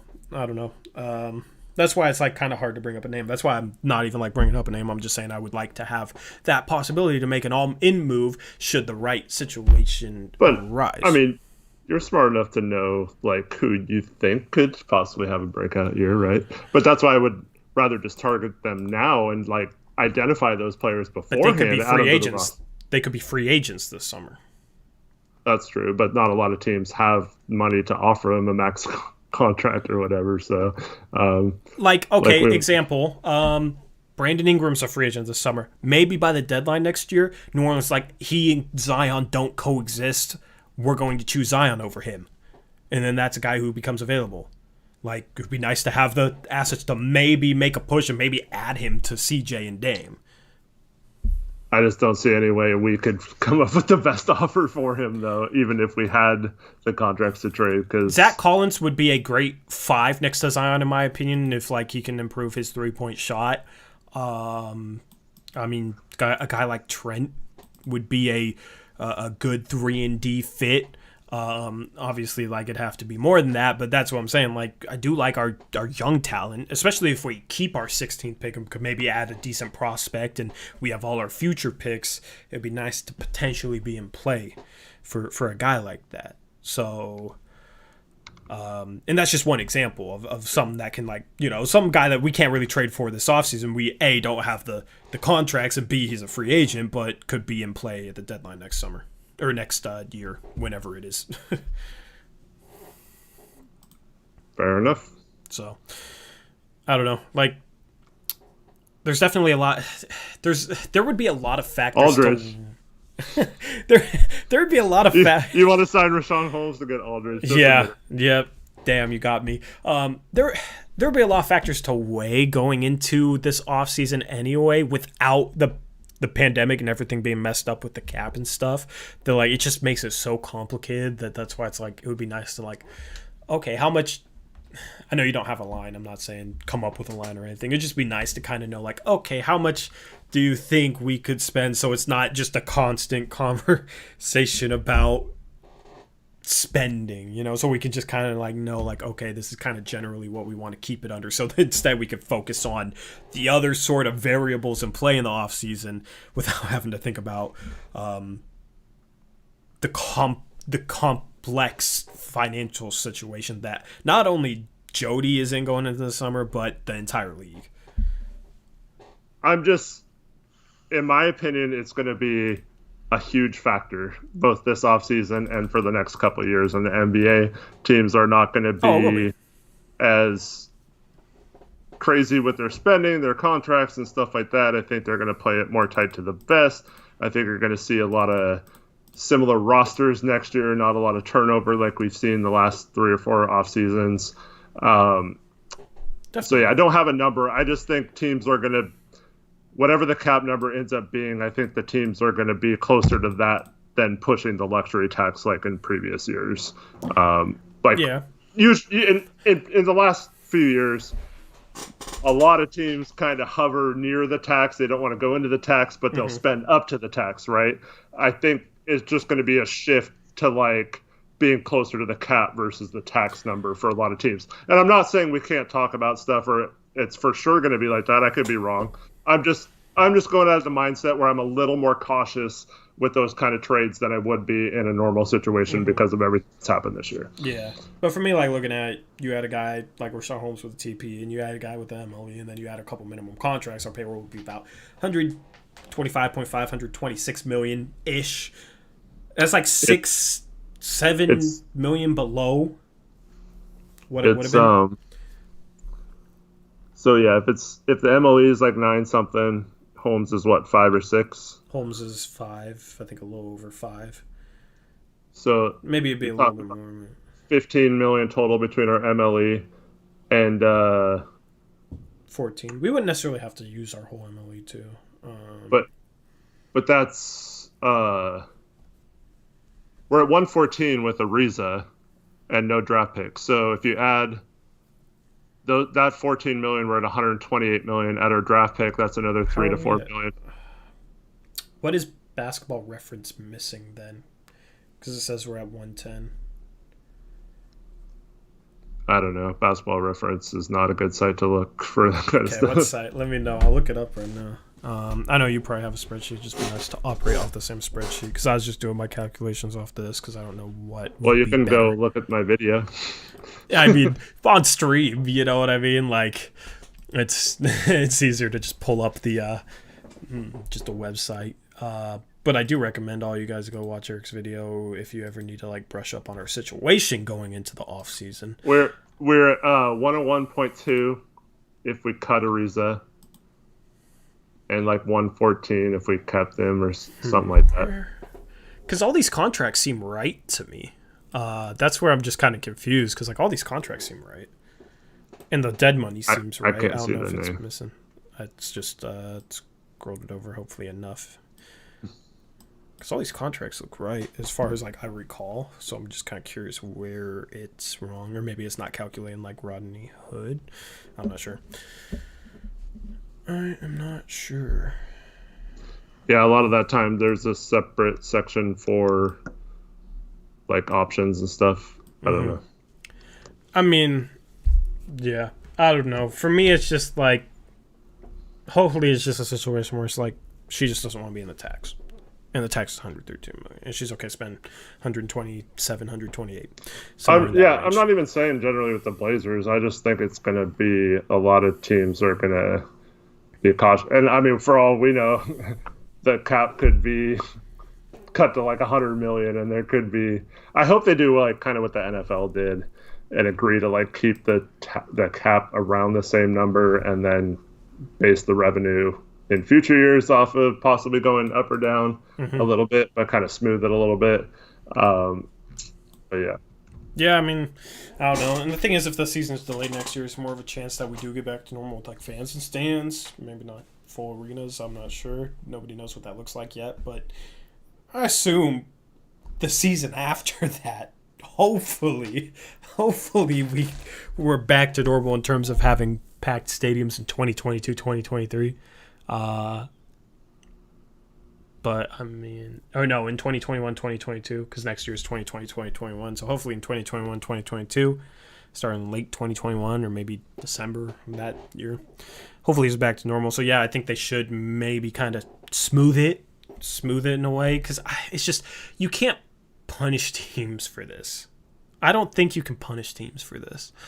Because teams are already being punished and they didn't see this coming. You know what I mean? Teams have been playing around that tax number. So if like the Blazers should be planning on being over the cap anyway. So it's like, for them, it's like, okay, the cap number, if it's 115 or 100 million, is irrelevant. It's what like the tax number is.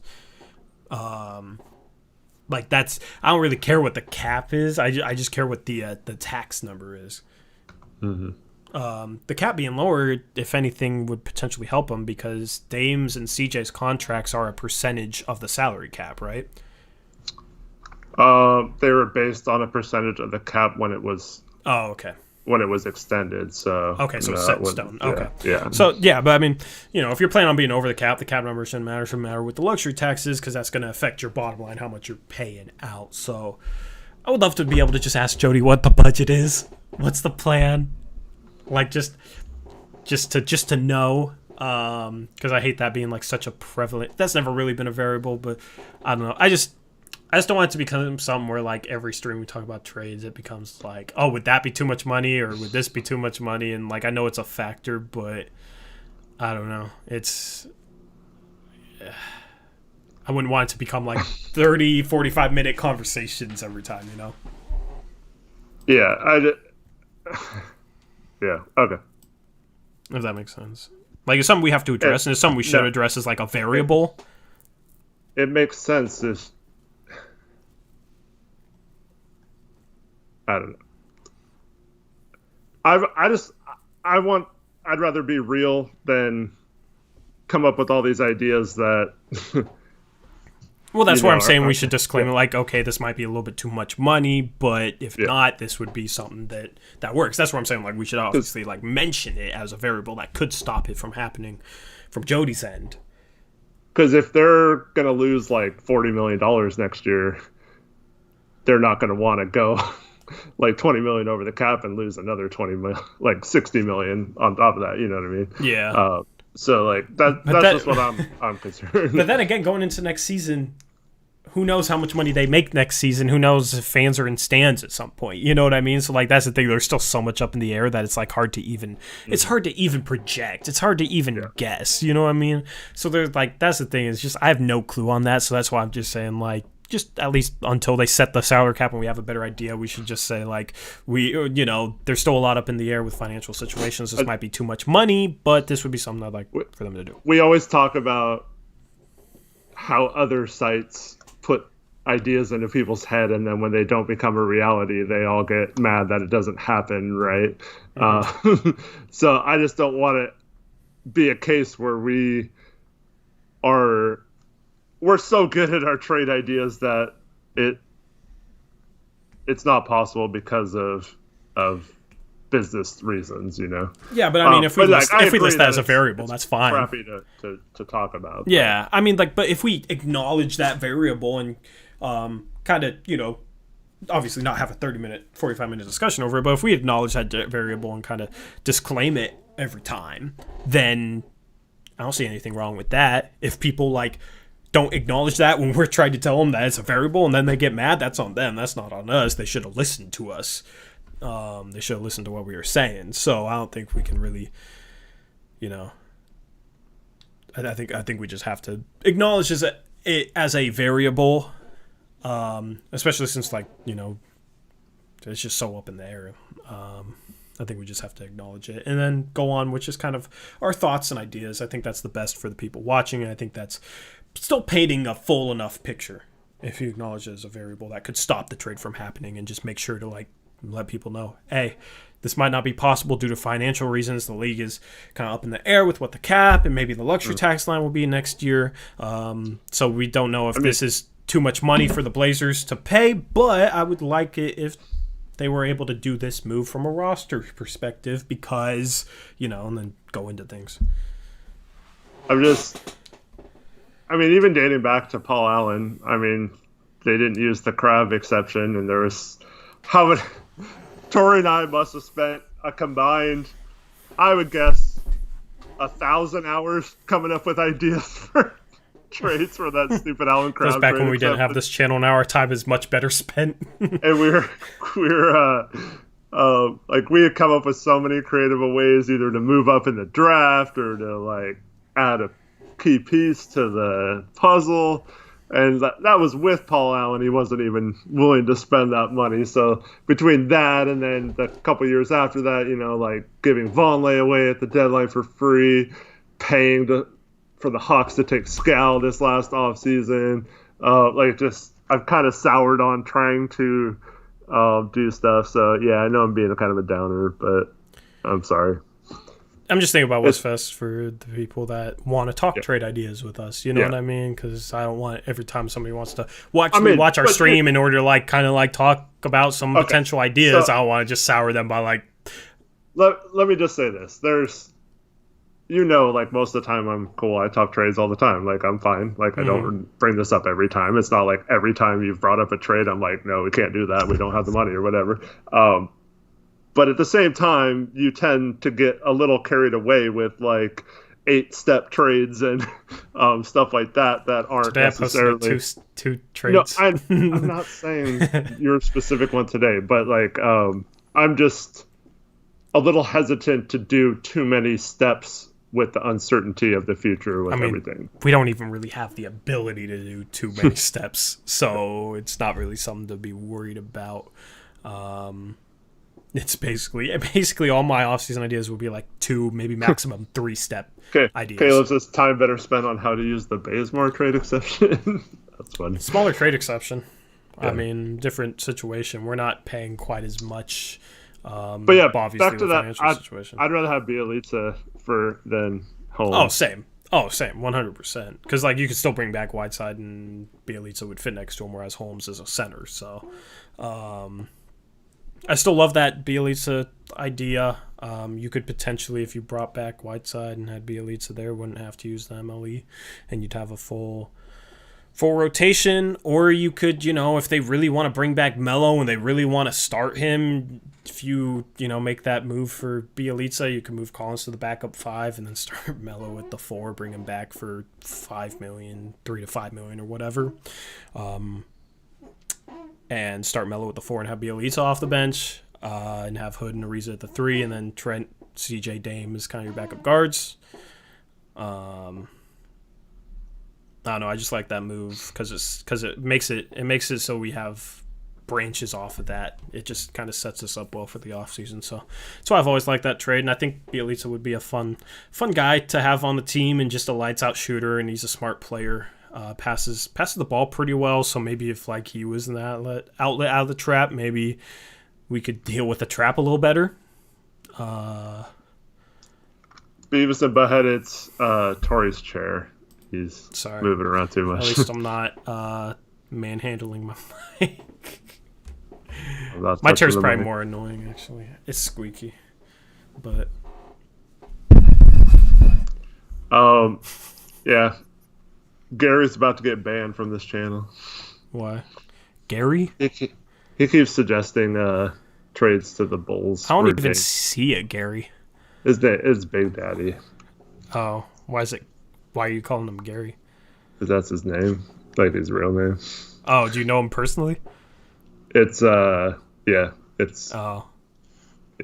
Gotcha. I was so confused. It's Gary. It's Zach and my third player for Call of Duty. Yeah. That Bulls trade is terrible, bro. Yeah, that's very ban-worthy trade. I saw a Bulls website, or I think it was a Bulls website, but somebody recommending a trade, I think it was a Bulls website, that was the Bulls trading Markkanen, the 4th pick, and Otto Porter Jr. for CJ McCollum. And I kind of perked up at that. Wait, four?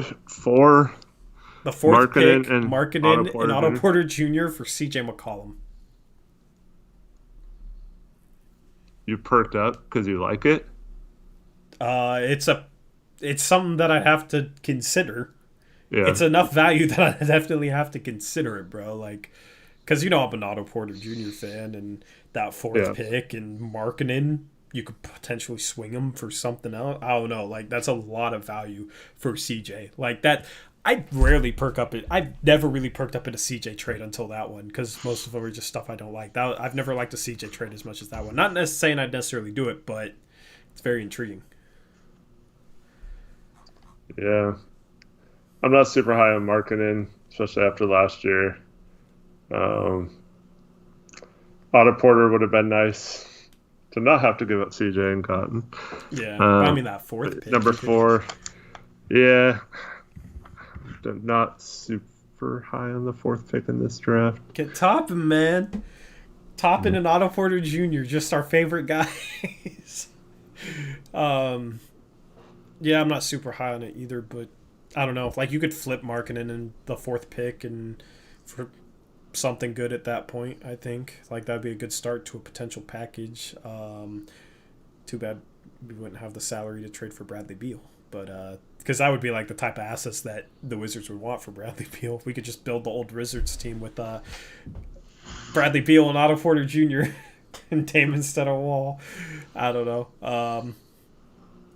That's like a 2K type of trade, but like the value's good, I think, on that. And Otto Porter Jr. would fit well. He's just been hurt a lot, so I don't know. But I definitely perked up at that one. But you know what would happen? What? We'd draft like Abdia and he'd suck and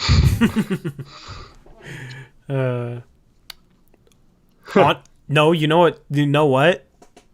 You trade Markkanen in the 4th pick to Golden State for the 2nd pick,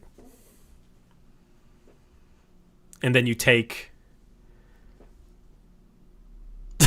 I don't know. Then they take LaMelo Ball, and then we'd be screwed. No, I mean maybe somehow get Anthony Edwards to replace CJ. I don't know. Shoot, Minnesota. Honestly, Minnesota, I think, would be interested in Markkanen. Like, you could maybe, if they weren't high on anybody at 1, you could maybe use like Markkanen in the 4th pick and maybe throw something else in and get up to number 1. What? I was thinking of Markkanen and Cat on defense.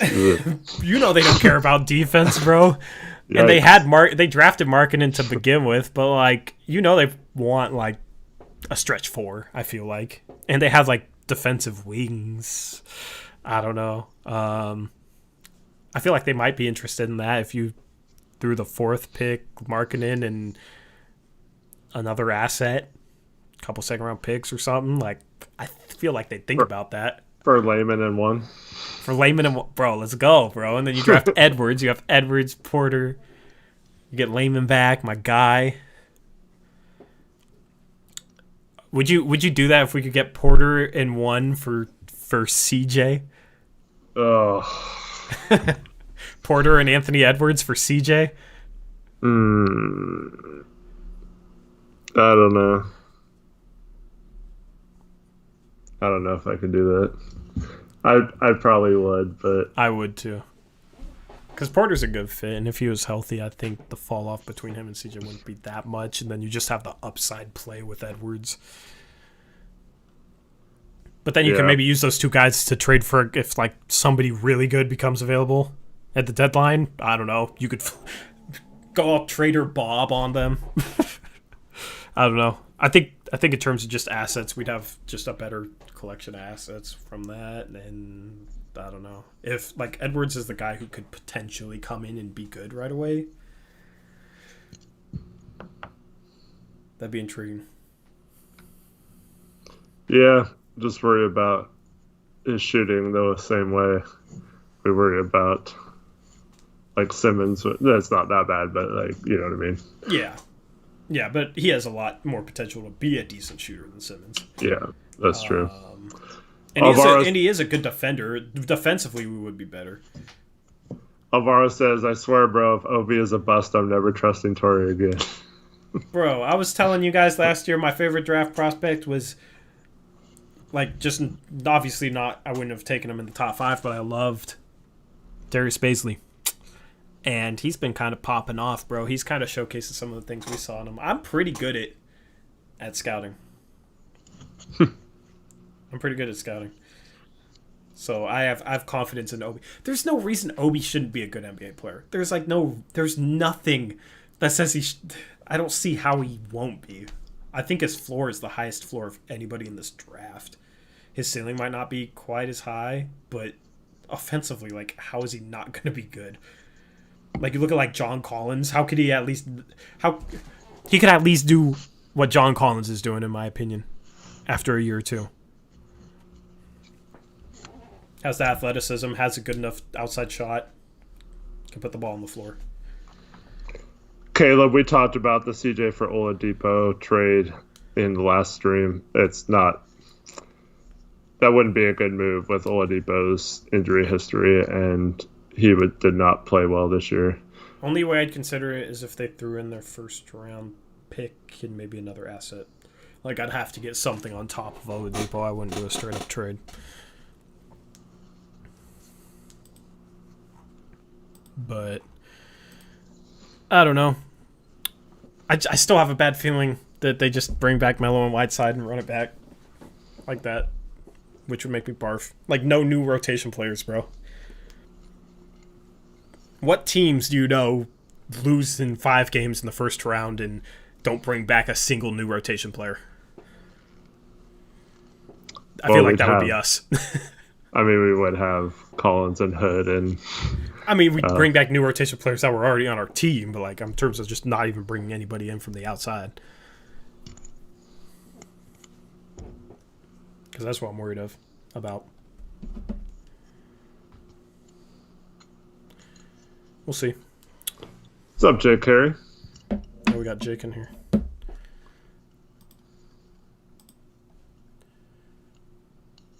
Defensively, yes, but offensively, he should be good enough to be a good offensive player. I mean, John Collins isn't a good defender either. So I get the defense concerns with Obi, but individual players, if they can be like really good offensively, they're going to be good NBA players regardless of their defense. I feel like that's just kind of how the way the league works. That's why I think his floor is really high. So even if his defense was like worst case scenario, I still think his offense would be good enough to make him a good NBA player. And then if his defense improves, if he gets better defensively and becomes a two-way player, whew, that'd be nasty. So I don't even have number 1 on my big board. I have him, number 3? Where do I have him? I forget. Yeah, I have him number 3. I got Anthony Edwards, James Wiseman above him. And then, honestly, Okongwu I have about as high as top, and I feel like Okongwu could be really good. Okongwu kind of gives me Bam vibes. I don't know if he should or not, but... that's what everyone compares him to. Yeah, I think that's the clear-cut top 4 in terms of talent is these 4.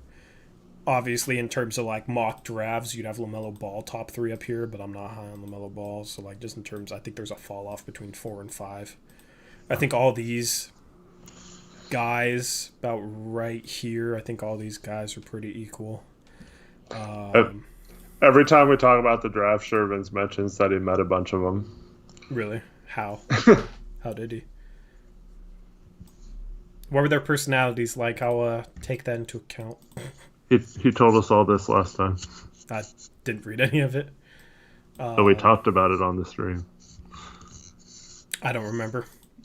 We've talked on stream for hundreds of hours. Ball is life, all-American game. Jake says, not as skilled as Bam facing the basket. Think Bam's tougher, smarter, and had a better feet on D. Yeah, but when Bam came into the draft, he wasn't skilled facing the basket. You know what I mean? So, like, now, obviously, I feel like he gives me Bam vibes, like, from, like, a younger version of Bam, if that makes sense. Probably not the playmaking ability. Yeah, not the current Bam, but in terms of, like, Bam when he was kind of coming to the draft. I mean, who would have thought Bam would turn into a playmaking guy that you can run an offense through? You know, like he was more of like an energy big. You know. Yeah. In high school, he showed a lot of that. Yeah, but in college, he was. In college, he was rough with the ball. He made some terrible plays with the ball, and I feel like if you're going to try and project a guy to the NBA, you're going to look at more of what they did in college than what they did in high school. Because I mean, look at Thon Maker in high school. You know. So, well, we felt that way about Nas. Yeah, that he I mean, we knew he was yeah, but still, like when Bam got into the NBA, he wasn't really doing that. Like he improved a ton this year. So I don't know. He got robbed today, by the way. Yeah, I think so. But like Okongwu, I feel like has a good feel for the game. You know what I mean? So I feel like he could potentially add that. Maybe not in like the same type of way as Bam, where he's like, you know, taking guys off the dribble consistently and pushing it coast to coast and making plays like that. But He should be able to. I feel like he has a good enough feel to be a solid passing big, and then when you just look at his defense and his athleticism, quick jumping ability, I feel like he will be just a really good all around player. And he can hit a mid range jumper too, so I feel like Okongwu might be able to be a better shooter than Adebayo is. He might be able to at some point stretch his game out to 3. I don't know. I just don't feel like Okongwu really has any limitations. So that's Adebayo had a pretty big jumper towards the end of the game. Did he? Was it a mid range? 15. Yeah, it was. Yeah. It was. Just inside the 3-point line, elbow extended area. Onyeka's form is goofy though. Yeah, but lot of players. Bam's is too. Yeah, a lot of players' forms are goofy and they're able to hit threes. Jaren Jackson's form is terrible. Yeah, I mean, yeah. So I mean. You don't think Bam's form is goofy? I think Bam's form is he brings it back so far. That's the thing with Bam's form. He has his elbows out too, both of them. It's kind of weird. But it's gotten better. Like every part of his game. He just has one of those. He doesn't have a smooth. He has a 2-motion shot, like a noticeable 2-motion shot, and stretching that out to 3, I think is difficult. Like a guy like Jaren Jackson Jr., like his form is ugly, but he has a 1-motion shot. I feel like high set point 2-motion shots are harder to stretch out to 3 and hit shots consistently. Just my opinion. But let me see Bam Adebayo jump shot. I just want to see a picture of it. I don't know. I can't play video for obvious reasons, but it gives me Bam vibes. Just vibes. I'm not saying he's the same player. He just gives me vibes. It is both Wiseman and Okongwu have kind of Whiteside-ish jumpers. Like they're kind of flat-footed and kind of line drivey. If they could ever fix that, I think they have the potential to be pretty good shooters. Yep, agree. All right, updated my big board. Bro, I am on the Kira Lewis hype train. I am on it. I am all in on Kira Lewis. All aboard. All aboard that hype train, man. I love Kira Lewis. Kira Lewis might be my Baisley this year.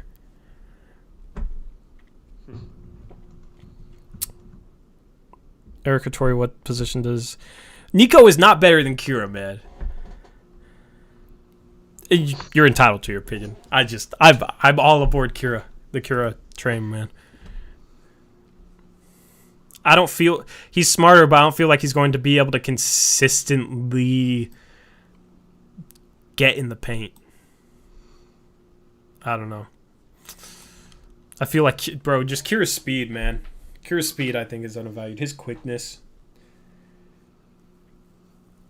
and his shooting ability,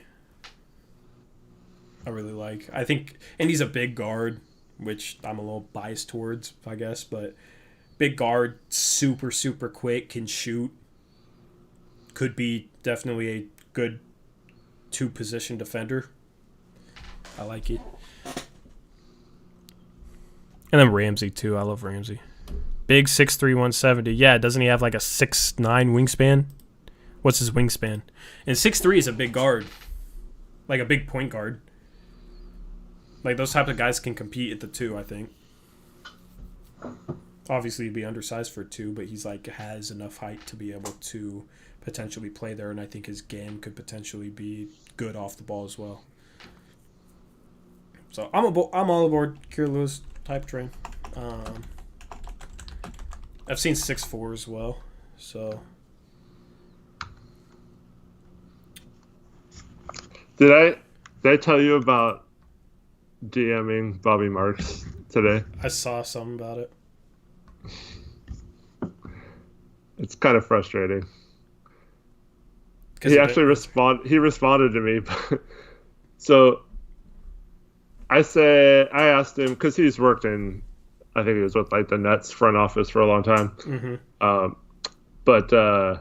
So I asked him how common it is to pursue a free agent that you don't have cap space for, hoping to do a sign and trade, but it like doesn't work out. Like, because I mean, we hear all the time when it does work out, but like, how often do you like go with a plan to try and do a sign and trade, and like the player's interested, but then you like can't work something out with the team, or like the player doesn't even want to talk to you? Like, is that something you plan going into an off season when you're with a team? Like, this is a target possibly as a sign and trade, or do you just like not even bother with them unless they show interest, or like how would you approach that? Mm-hmm.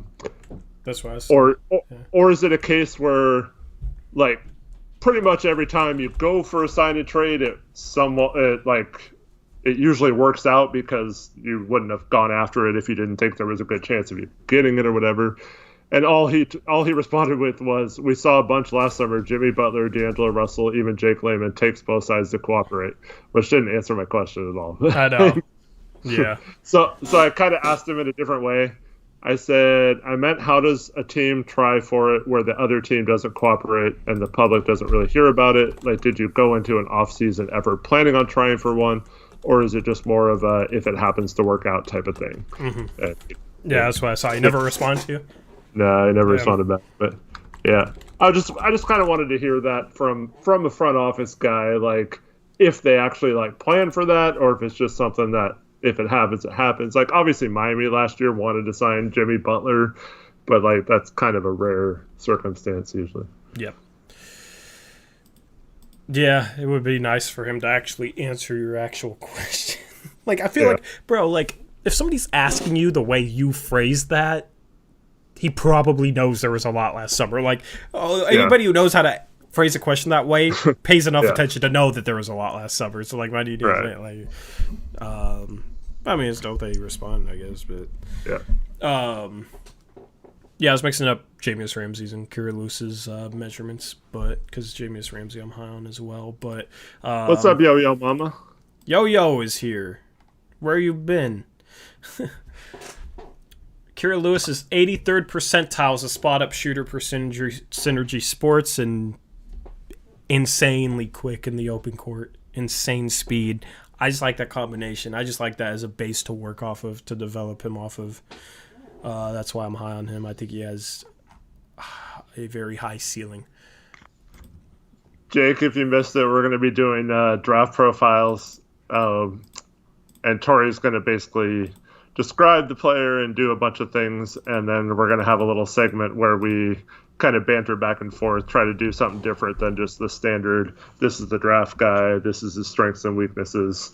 Tori and I versus previous drafts seem to differ a few on other than like the top four, so it should be interesting. Yeah. Jake said, I feel like we have differing opinions on a lot of guys this year. What were you saying? What's weird is, like, we differ on players, but like a guy like Nico Mannion, who Jake loves, like neither of us like. Man. So like all three of us kind of differ with who our favorites are.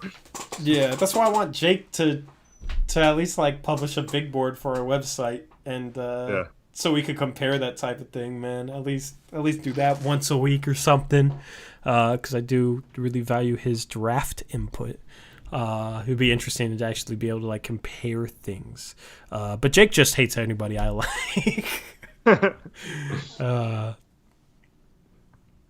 Why don't you like Ramsey? I feel like he like focuses more on like very like detailed things, where I'm more like, okay, I'm looking for a good base to work off of to improve a lot of the detailed aspects of their game. So like a guy like Ramsey I really like because he has a high motor, good defender, good physical tools, and was a good three-point shooter, and shows ability to attack the basket, not like in a creative way, but has a level of quickness to be able to attack the basket. So that's why I'm high on him. I think you can build a really good player off of that. Did Nas leave? I guess. He would be loving this conversation. Right? Not very smart, bad handle, falls in love with jumper. See, like, those types of things I feel like can be improved. You know, I mean, young player, I feel like if he gets in the right system, he can be coached up in a way where he ends up being a smarter player, improving his ball handling ability combined with just his physical tools, his defense, his jumper, could be a really good player. So for me, it's like I just look for who has a really good base and just basically who has a really good base to build off of. Especially for young guys that are like 19. If he was 23, different story. But for like young guys that are 19, 20, I'm just looking for who has a good base to build off of, which is very subjective, so it's kind of hard. That's why the draft is kind of a crapshoot. So Shervin's asked, was RJ Hampton really that ass in Australia? The answer to that is yes. Doesn't mean he still can't be good, but he shot 29.5% from three there, 40.7 overall. Better than LaMelo. 67.9 from the free throw line, which isn't good. Only 2.4 assists in 20 minutes per game. Yeah, just not great overall. Well, LaMelo has the assist numbers, but his efficiency was... What were you saying? He averaged almost four rebounds a game, which is good. He's got potential. What's funny is like people say LaMelo is a shooter, man, and didn't even shoot that well. That's what's crazy to me. Both guys struggled in Australia. Yeah, Shervins, you'll see in our video. I feel like going to Australia is not the right move. It didn't work out for Terrence Ferguson. He hasn't become anything. I feel like it's not really the right move for players to make. So how do you feel about LaMelo then, Jake? Let's see if we can all agree on a player. Yeah, he's gonna like LaMelo. Is he? Let's see if we can agree on a player.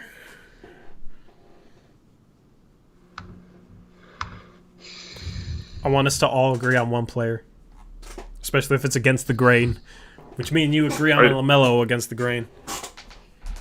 All right. Not as high as most. Okay. Where would you have him on your big board, do you think? Who was he talking about free throw, high volume, though, pretty good from the line? Who are you talking about, Jake? RJ, I think. RJ was terrible from the line. It was like 62%. So. I don't know. Oh, LaMelo. LaMelo was like 72% from free throw. That's not good for a guard. Yeah, I'm kind of confused. The thing is, LaMelo is the type to get to the line. If you're shooting 25% from three, you shouldn't be shooting high volume, so I don't get that argument either. Yeah, I'm very confused. There's capping.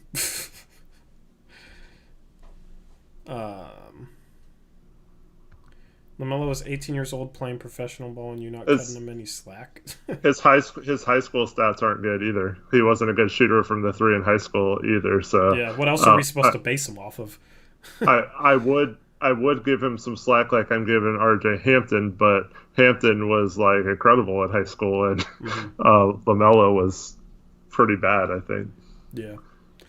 And, I mean, you just look at the way he shoots, and it doesn't surprise you that he shot 25%. His form is busted. His form is, like, different every time he shoots the ball. He doesn't have a consistent shot. And maybe he could do what his brother did and improve it, but, like, I don't know. I just look at his brother. It's like his brother shot 40% in college, even with that busted form. Like, his brother just has a better feel for shooting the ball, believe it or not. LaMelo just shoots crazy shots, and people think he's a better shooter because he shoots, like, all these step backs, all these fancy shots. Doesn't really make many. I don't like players who play like they're like the greatest gift to basketball or something. Like, I know that kind of doesn't make sense, but like I get the feeling he thinks he's going to come into NBA and be like the best player in the NBA or something. And it's not like a Kobe mentality where you're going to put in like every single minute of your life to making sure you are that player. I feel like he just thinks he's good, and I'm not questioning his work ethic. I have no idea yet. But like, I feel like he thinks he's better than he is. And we talked about this with Fitz on the Blazers. You get a guy like Kent Bazemore who thinks he's like an all-star player, and he comes in and shoots a bunch of crappy shots. And Sherman's, I was joking about LaMelo not even being a first-round pick, but like, honestly, if his name was not LaMelo Ball, would you be looking at him right now and being like, wow, that guy played really good in Australia, that guy was really good in high school? Like no one would even know him. Like, he wouldn't even be on any like draft boards or anything like that. Like, I'm not saying he couldn't be good, because he's got the physical tools, possibly being with his size, and he does have some passing ability and stuff like that. But I just don't think many people would be looking at him and being like, oh, wow, that guy has a lot of potential. Or like, they'd be like, why is anyone talking about this guy? He sucks. Like, he says, how good was Luka in Europe? He was MVP.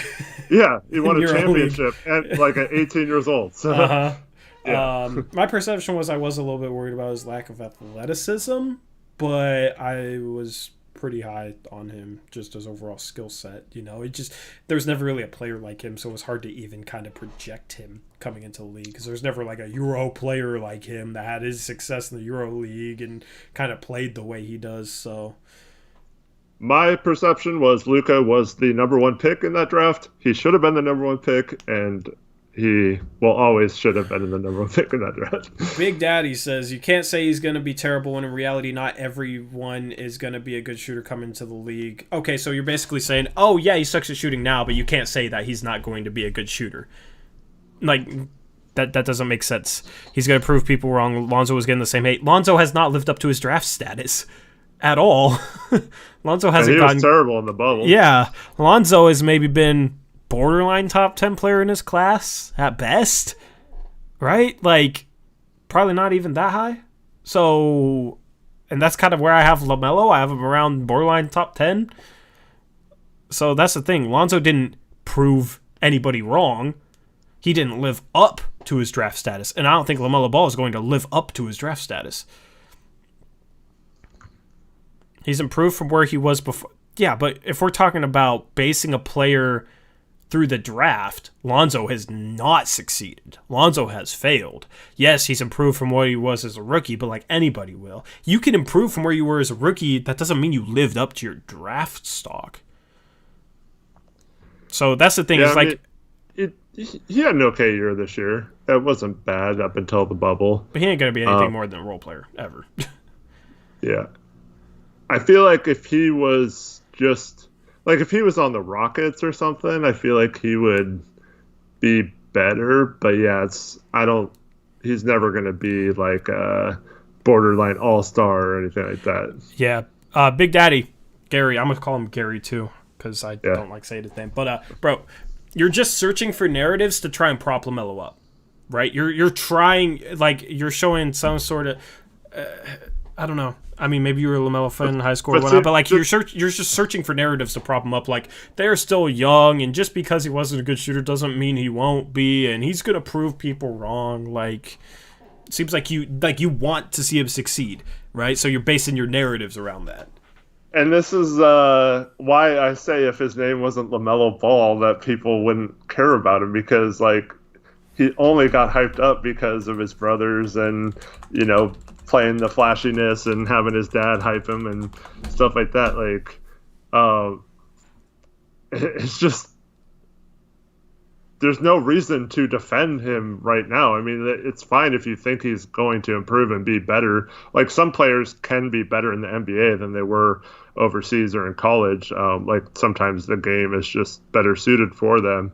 But like, he seems like you see this all the time. Like, you go to like a pickup game at 24 Hour Fitness or something, and you see guys who like try to pull it from half court and think they're like the best player in the world, and they barely ever make them, and he shot 25%. Dude, I don't care what league it was in or how old he is, that's not good to shoot like 7 threes a game if you're only shooting 25% from the field. Yeah. So I have some serious concerns with him. That's why I have him so low. It's like, dude, he has so much that's against Australian level talent with, I think, a shorter 3-point line, right? I'm not sure what the 3-point line is there, but yeah, the other thing is he's got size and decent like passing ability, stuff like that. But like he doesn't have the quickness, I think, to get around people. Like his brother's quicker than him, so he can get assists easier because he can at least collapse the defense sometimes. But I feel like LaMelo's a little slower and can't shoot, so like it's going to be harder for him to penetrate and kick out to shooters, which is a key element to being a good guard in the NBA. So, yeah. Yep. 100% agree. That is like the main guy I feel like me and Eric agree on. That's like against the grain. Obviously, I still got to do more scouting, but yeah, I mean, he's definitely in the boomer bust category for me. Like I'm fully aware that I could be completely wrong and that he could be the best player in this draft. The thing is, that wouldn't necessarily mean you're wrong because you're not saying that he has no chance of ever being really good. You know what I mean? It's not like you're saying that, and I'm not saying that. The thing is, he has to go a really long way. I could see why he has like a high potential. I don't think he'll reach it, but I'm not saying he can't reach it. So if he does reach it, doesn't mean I was wrong. It just means that he, because I left that open as a possibility of happening. So all our concerns are very legitimate, I feel like. Shervins wants us to talk about Jay Scrubb. Why? Well, I've barely seen him. I've barely seen him play. He can score. He's got decent size, I think. Kind of. I don't know if he has the skills. Not really the way he plays, but kind of stuck in between positions in the NBA, kind of like Simons, I think. But he can definitely fill it up. But again, the competition wasn't that great because he played JUCO. I know he's 6'6". I just feel like he's got like point guard skills, but like they won't translate to being a point guard in the NBA. But he's, I don't know. All right, I'm going through. We'll get into it more. Yeah, I'm color coding my sleepers and busts on this list. There, I color coded my sleepers and busts. Got 6, 7. I only got like 4 like legitimate people I have ranked lower. Just basically where I have them compared to where the consensus is. Georgios, my guy. This is a guy who's like not really on draft radars that I think could be an NBA player. Yeah, of course, Elijah. Where do you have Elijah Hughes on your big board, Trevin? Number 1 on his board. Shervins agrees with me on Okoro. It's like Elijah Hughes number 1, and then everyone else way lower. Okay. I got you, Trevin. Keanu Reeves keeps talking about Bryce Cotton. He literally just said Anthony Edwards ain't no Bryce Cotton. What?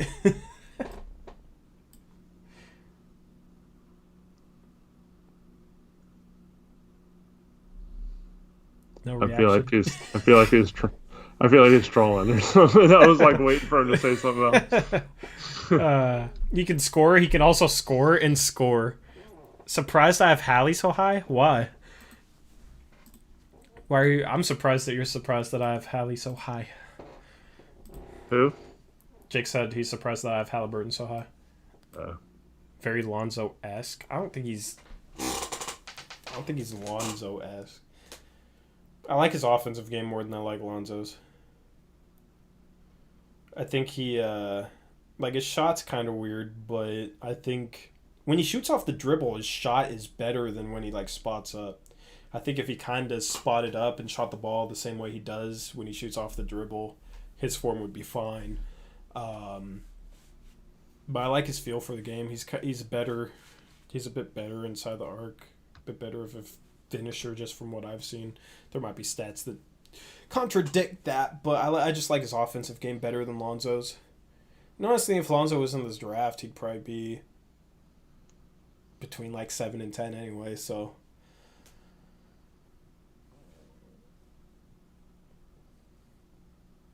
I don't really like that comparison for him, though.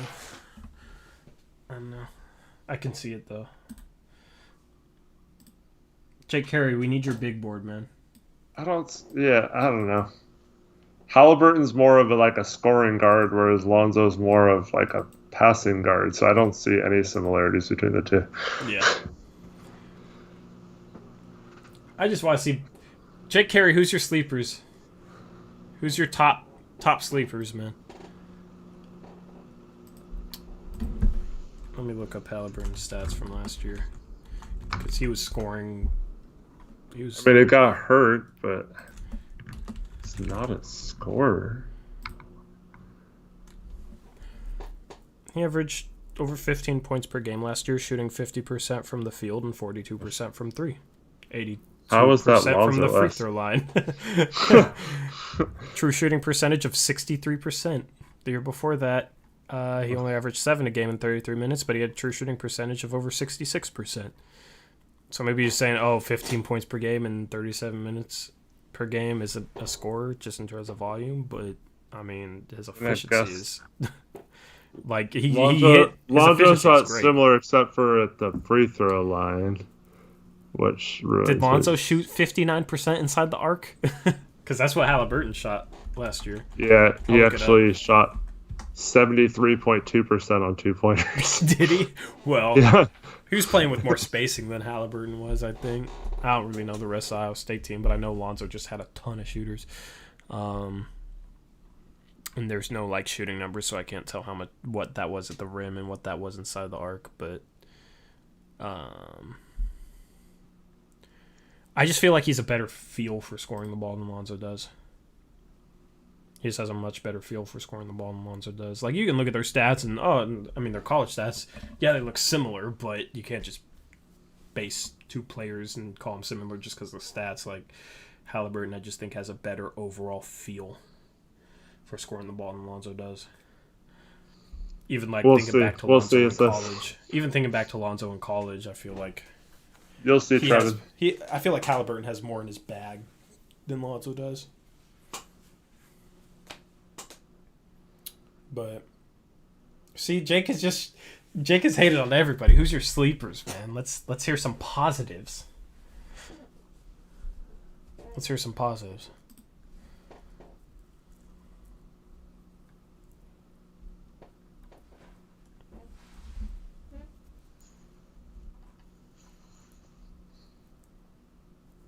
Also, using Halliburton's career stats, why is that even up?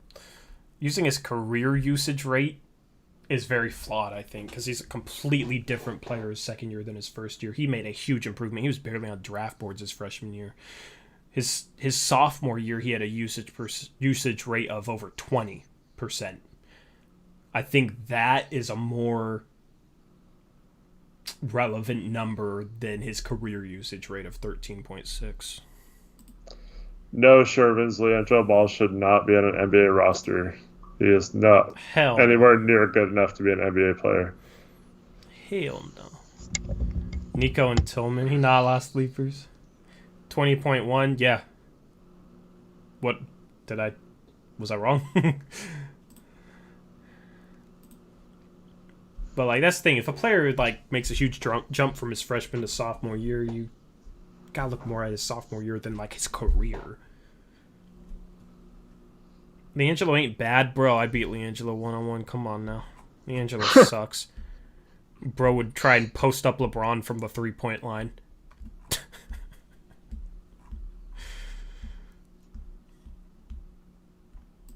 I honestly think LiAngelo's beyond garbage. Bro, he couldn't even get minutes for UCLA, man. Nobody would have any idea who he is if he wasn't a Ball brother.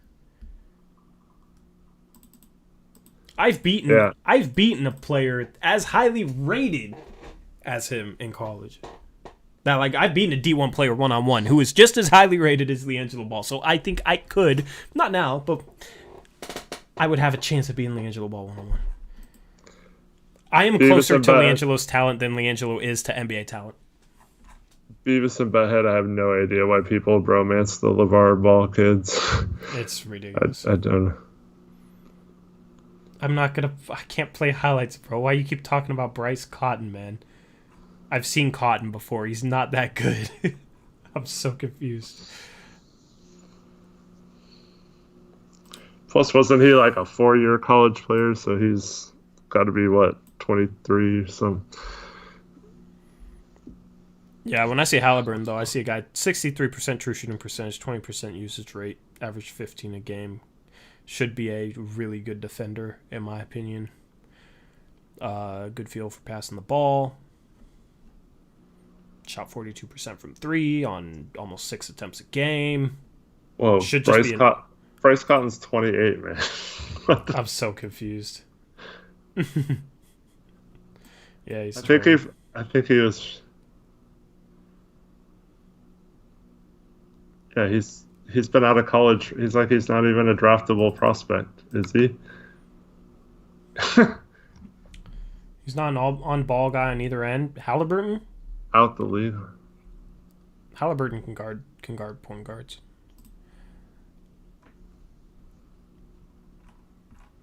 I mean, he needs to improve some of his decision making, but that's the thing. Like I think he will grow into a guy that could be on ball or off the ball, at a high level. There's nothing that I see with a guy like Halliburton that says, "Oh, he'll never be able to play on ball," on either end.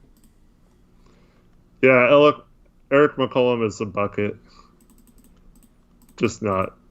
Eric McCollum is the type of guy you'd see in summer league. Yeah. He can score, but yeah, he can't do much else. He's smaller than CJ too. CJ was so small. Like I still find it crazy to look at some of his early high school stuff. Pull-up game is lacking a lot. I think Halliburton's jumper looks better off the pull-up than off of spotting up. Maybe the numbers don't support that, but like his shot pulling up, Halliburton's is actually, I think, very smooth. I think his form is actually better pulling up than off the catch and shoot.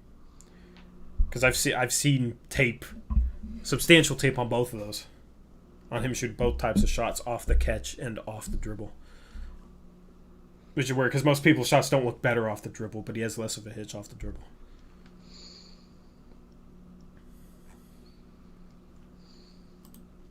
Maybe I'll have to try and find the footage at some point. But that's why you need to. You've watched 15 of Hallie's games. I've watched ton of footage on his shots. So like, if you want to like talk about like little things, then obviously you'd be more educated in terms of like little things, but in terms of like seeing what his shot looks like, I've seen tons of his shots this year. Tons of footage on his shots. Like, obviously that's a subjective thing in terms of like how his jumper looks, but I think his jumper and the rhythm in his jumper looks a lot better. I think got better throughout the year. Are you guys concerned about Anthony's shot, his form? I don't know. I want to see Anthony play confidently, consistently, and then see what we have there. I just don't think he plays confidently yet, so it's kind of hard to judge.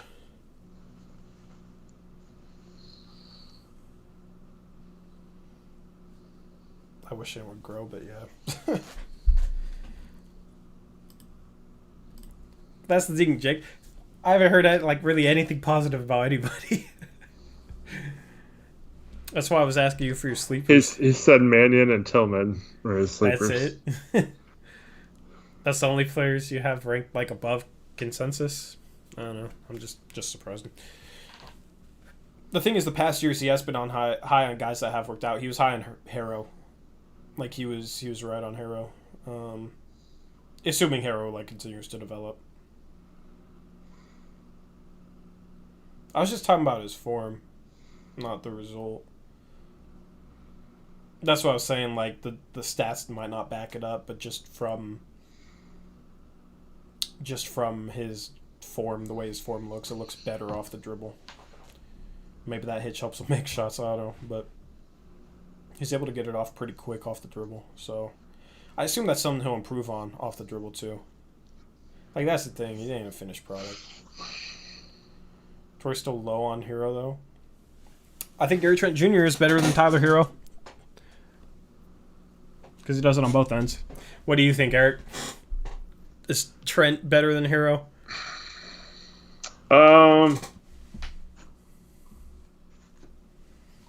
don't know. I'd like to see a little more of Hero. I haven't watched a ton of, like, all the Miami games I watched this year. He was not playing. Yeah. So, like, it's hard for me to say. Hey, we kind of agree on a prospect for once. Hero's more dynamic of a scorer, but Trent is a much better defender, I think. So that's why I put Trent above him. For sure. Yeah. And I think Trent is like showing flashes of being able to do a little bit off the dribble, and I think he'll add to that. Hey, we agree, we kind of agree on Maxey though. Finally, me and Eric agree on somebody, or me and Jake agree on somebody. So you'd have Maxey above Halliburton, Jake? That's why I want to see his big board. That's where you'll disagree. I mean, I don't have Maxey above Halliburton, but yeah, that's what I'm saying. Like, God, I want to see your I want to see your big board, man. I'm very, very curious because I know you I know you put in the work to watch these players, and I know you know what you're talking about. So I'm curious to see your big board. You don't do big board, man. Why not? Rank players in terms of just who you think is best. You just said you would put Maxey above Halliburton on your big board, but then you said you don't do big boards. What's up, Alex Wolf? Ben's big board on the website. Do you want Trey Jones for the Blazers or the Cavs, Alex Wolf? Jake, obviously, like, certain players would be better for certain teams. I just mean, like, overall, on average. Overall. Big board.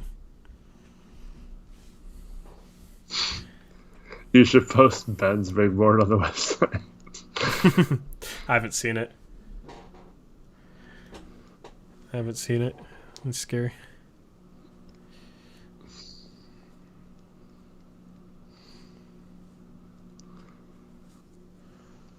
I just want to know where you rank certain players, so maybe a tiered list or something.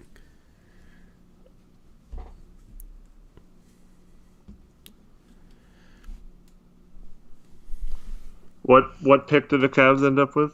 Are they 5th? Yeah.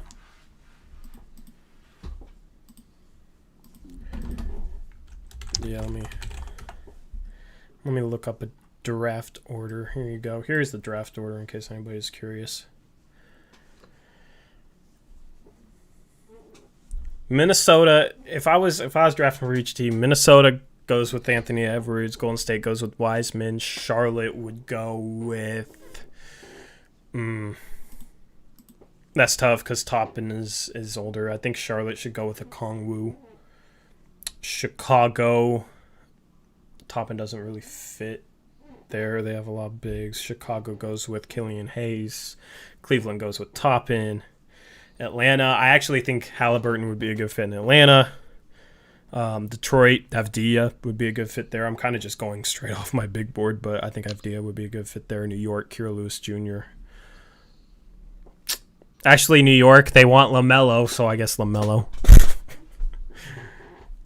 That's kind of how I think the top 8 should go. But so Caleb asks, do we think the Blazers should draft for fit or best available?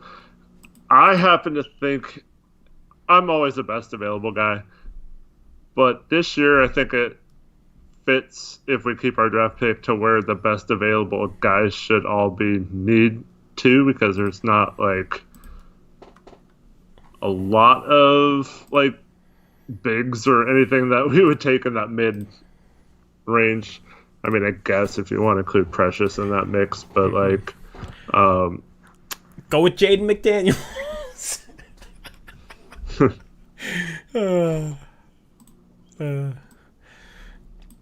Sadiq Bey, Nesmith, Vassell.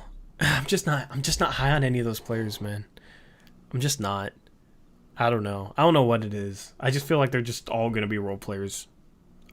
I think Bay maybe has the most upside. I don't see any of them with like legitimate star potential, and I don't know. Like that's what this team is going to need at some point. Then again, there's really nothing with legitimate star potential in that range, so I don't know. Well, I love Vassell, or Bay and Naismith, and Jay Carey loves Vassell. Yep, and I'm just kind of. And you hate all three. I don't hate all three. I actually like Bay. I don't know. With this team, it's just I feel like we're just gonna have to hit on a guy who's gonna become a star through the draft. You know what I mean? Like if we had a more creative front office, I'd be higher on Bay for us actually. But I feel like we're gonna have to hit on a high upside guy in the draft. So I'm more on board with a high upside guy like who has a high bust potential like a Jaden McDaniels. I'll wait till our draft videos to say what I'm gonna say. What? For what? I'm gonna save my hot take for a draft video. Okay. Why don't you like Vassell, guys? I don't really like his body.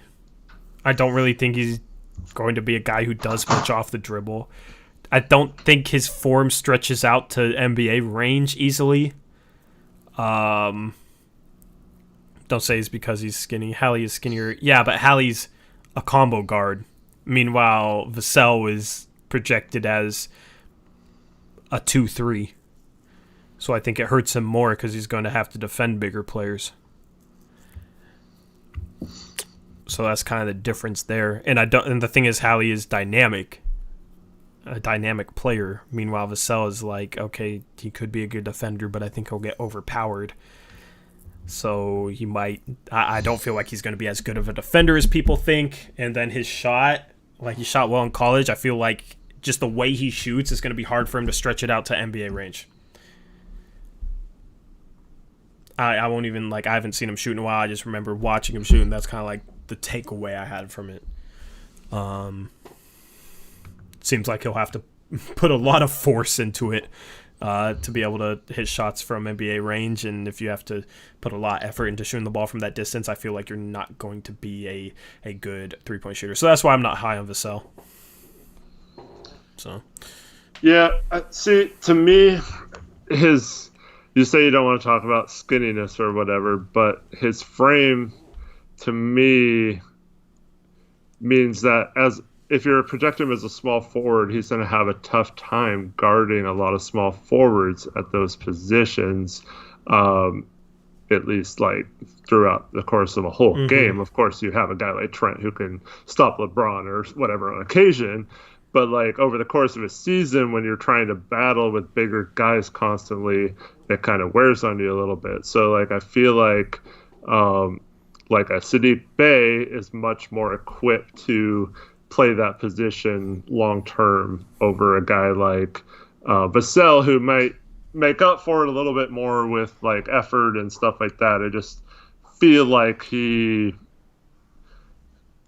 a super safe pick.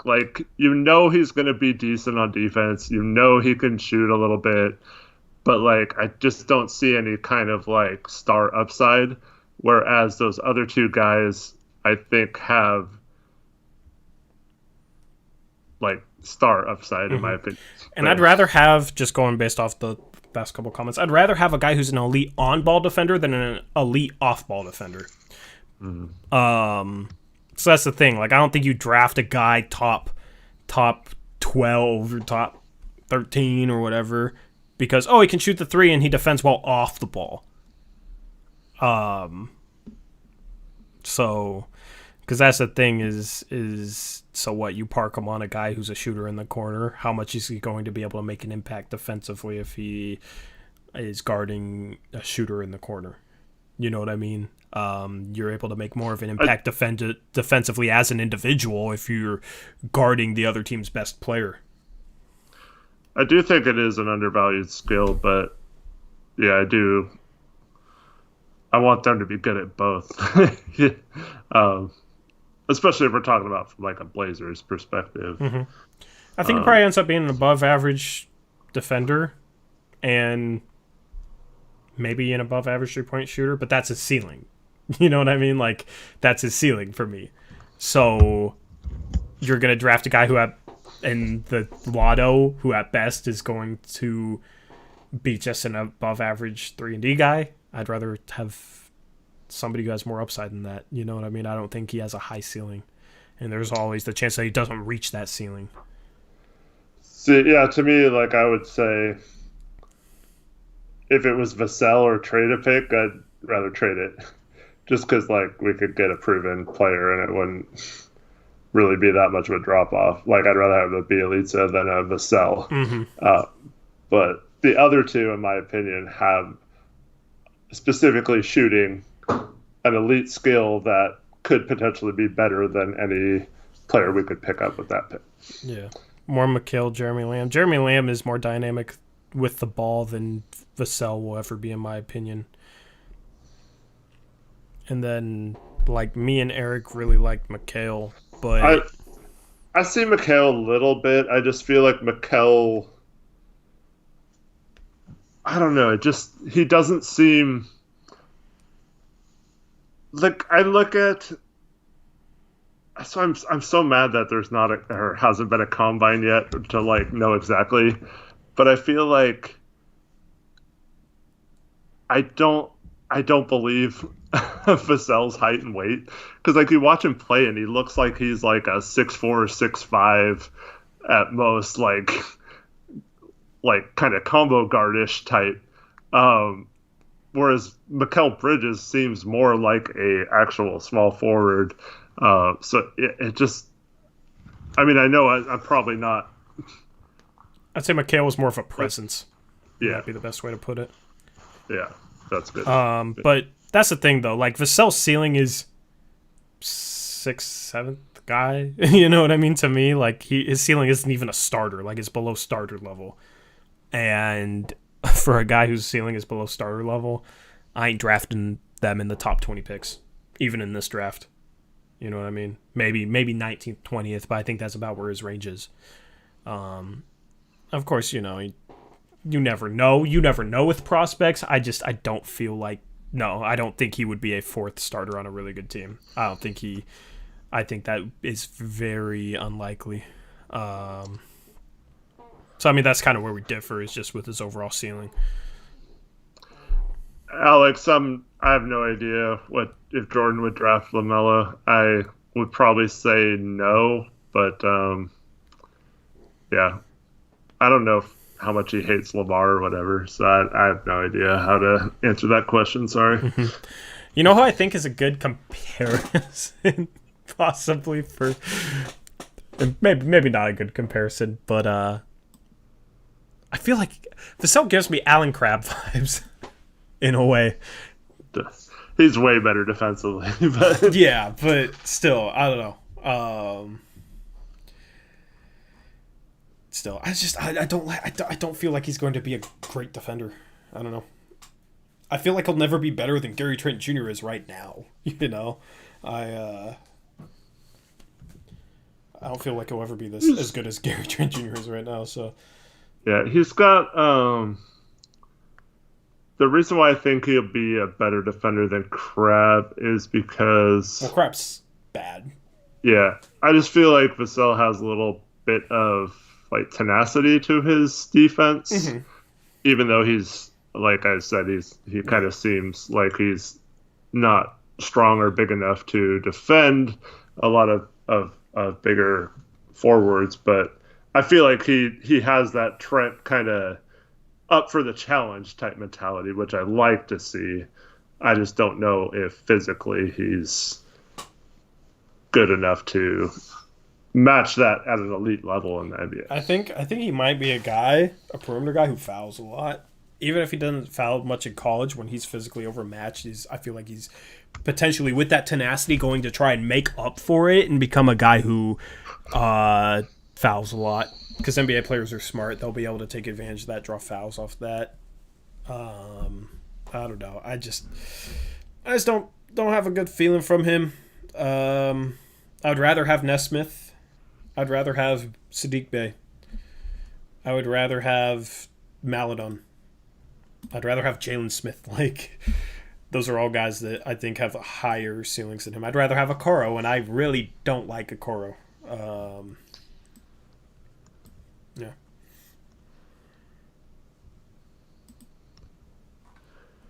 Shervin says Gary Trent is close to his ceiling. Well, he could still add a back to the basket game like like Matthews did.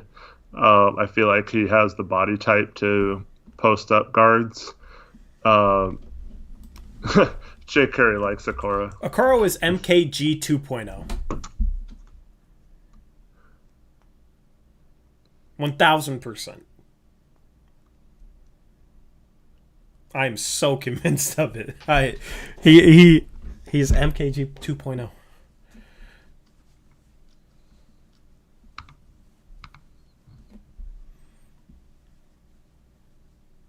They're so different. How? MKG coming into the draft was like, oh, his motor and his physicality and his defense. But then he shows upside of being able to make plays off the dribble. And if he could just ever figure out his shot, he will just be phenomenal. That's what was said about MKG. That's what's being said about Okoro.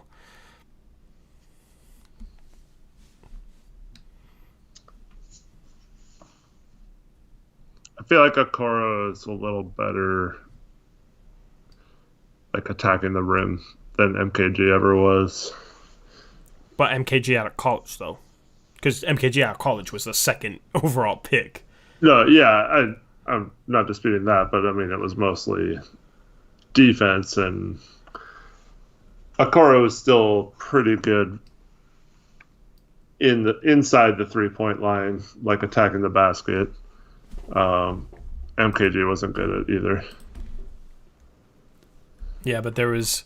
If you were talking about Okoro as like, what, the projected 6th to 10th pick in a bad draft, and MKG was the projected top 3 pick in a better draft, like, if you're comparing their scouting reports coming into the NBA, the scouting report on MKG is better than Okoro's. You know what I mean? So I don't... And MKG didn't amount to be anything. And I feel like Okoro has a lot of the same issues that MKG had, and a lot of the same things that people were like seeing in him that people saw in MKG. That I don't know. Okoro's jump shot's busted, so I don't think he'll ever be a good shooter. I don't think he has the feel. I don't think he has the touch to ever be a good shooter. Like, he'll be a good defender, but he'll be a guy that you don't have to guard out on the 3-point line, in my opinion. And then if guys are sagging on him, he can finish well, but if guys are already sagging on him and then he attacks the rim and he's attacking trees, he's not going to like consistently score in there either. So he's not going to have any sort of skill offensively that is going to be a good offensive skill. So he'll just be a defender. Like, that's just what I see from him. I don't know.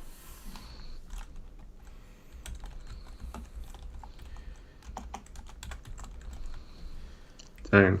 It's 1 o'clock, right? Yeah, you're getting tired. You're getting very quiet. I've been yawning a lot, yeah. I want to look up real quick, though, MKG's college stats and compare them to Okoro's. Just out of curiosity. MKG was only 53.5% inside the arc. Meanwhile, Okoro was probably a lot better. 60%, yeah. Still, though. If that's the only thing that really differs between them, I don't see how they're that much different. His shot is nearly as broke. I mean, MKG's shot was broke, but Okoro... I don't know. The thing with guys that struggle to shoot is, for me, is how are they missing? How do their misses look? Are they close? Are they close and just kind of inconsistent all around the rim? Or are they missing bad consistently? I think that matters. With Okoro, it's just like, I feel like he has zero touch. The ball doesn't look good coming out of his hands. Those are things you, I don't know, can't really teach. He's very stiff. That's something that's very hard to eliminate. That's kind of a biomechanical thing. He's super tense. Like, he looks super uncomfortable shooting the ball. And if he does figure out to shoot, then that will completely open up his game. But I don't think he'll ever be able to consistently shoot. I'd be happy if we took him at 16. That's kind of where I have him rated. You know, I'm probably a little bit lower on him than I should be. Maybe I'm trying to go against the grain a little too much with Okoro, but still. I think he'll be a role player defender. That's it. In today's NBA, it really hurts you to have a guy that like teams don't have to guard. Go watch him versus Naismith. Yeah, but that's college. That's college. I'd expect Okoro to outplay Naismith in college. The thing is, how do they fit into the NBA where they're going to be more of a role player and less of the guy? That's why I'm higher on Naismith than Okoro. Yeah, I'm not higher on Nesmith. I have him about evenly rated. I don't know. But that's the thing. I think Nesmith's game probably translates a little better.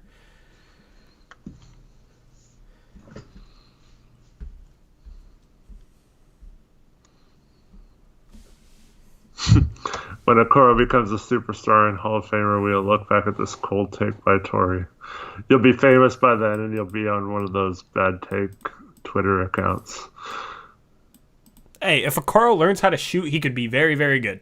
If Okoro doesn't learn how to shoot, he will probably not be good. You know what I mean? Like, there's not one player in this draft whose game hinges more on one skill than Okoro with his outside shot.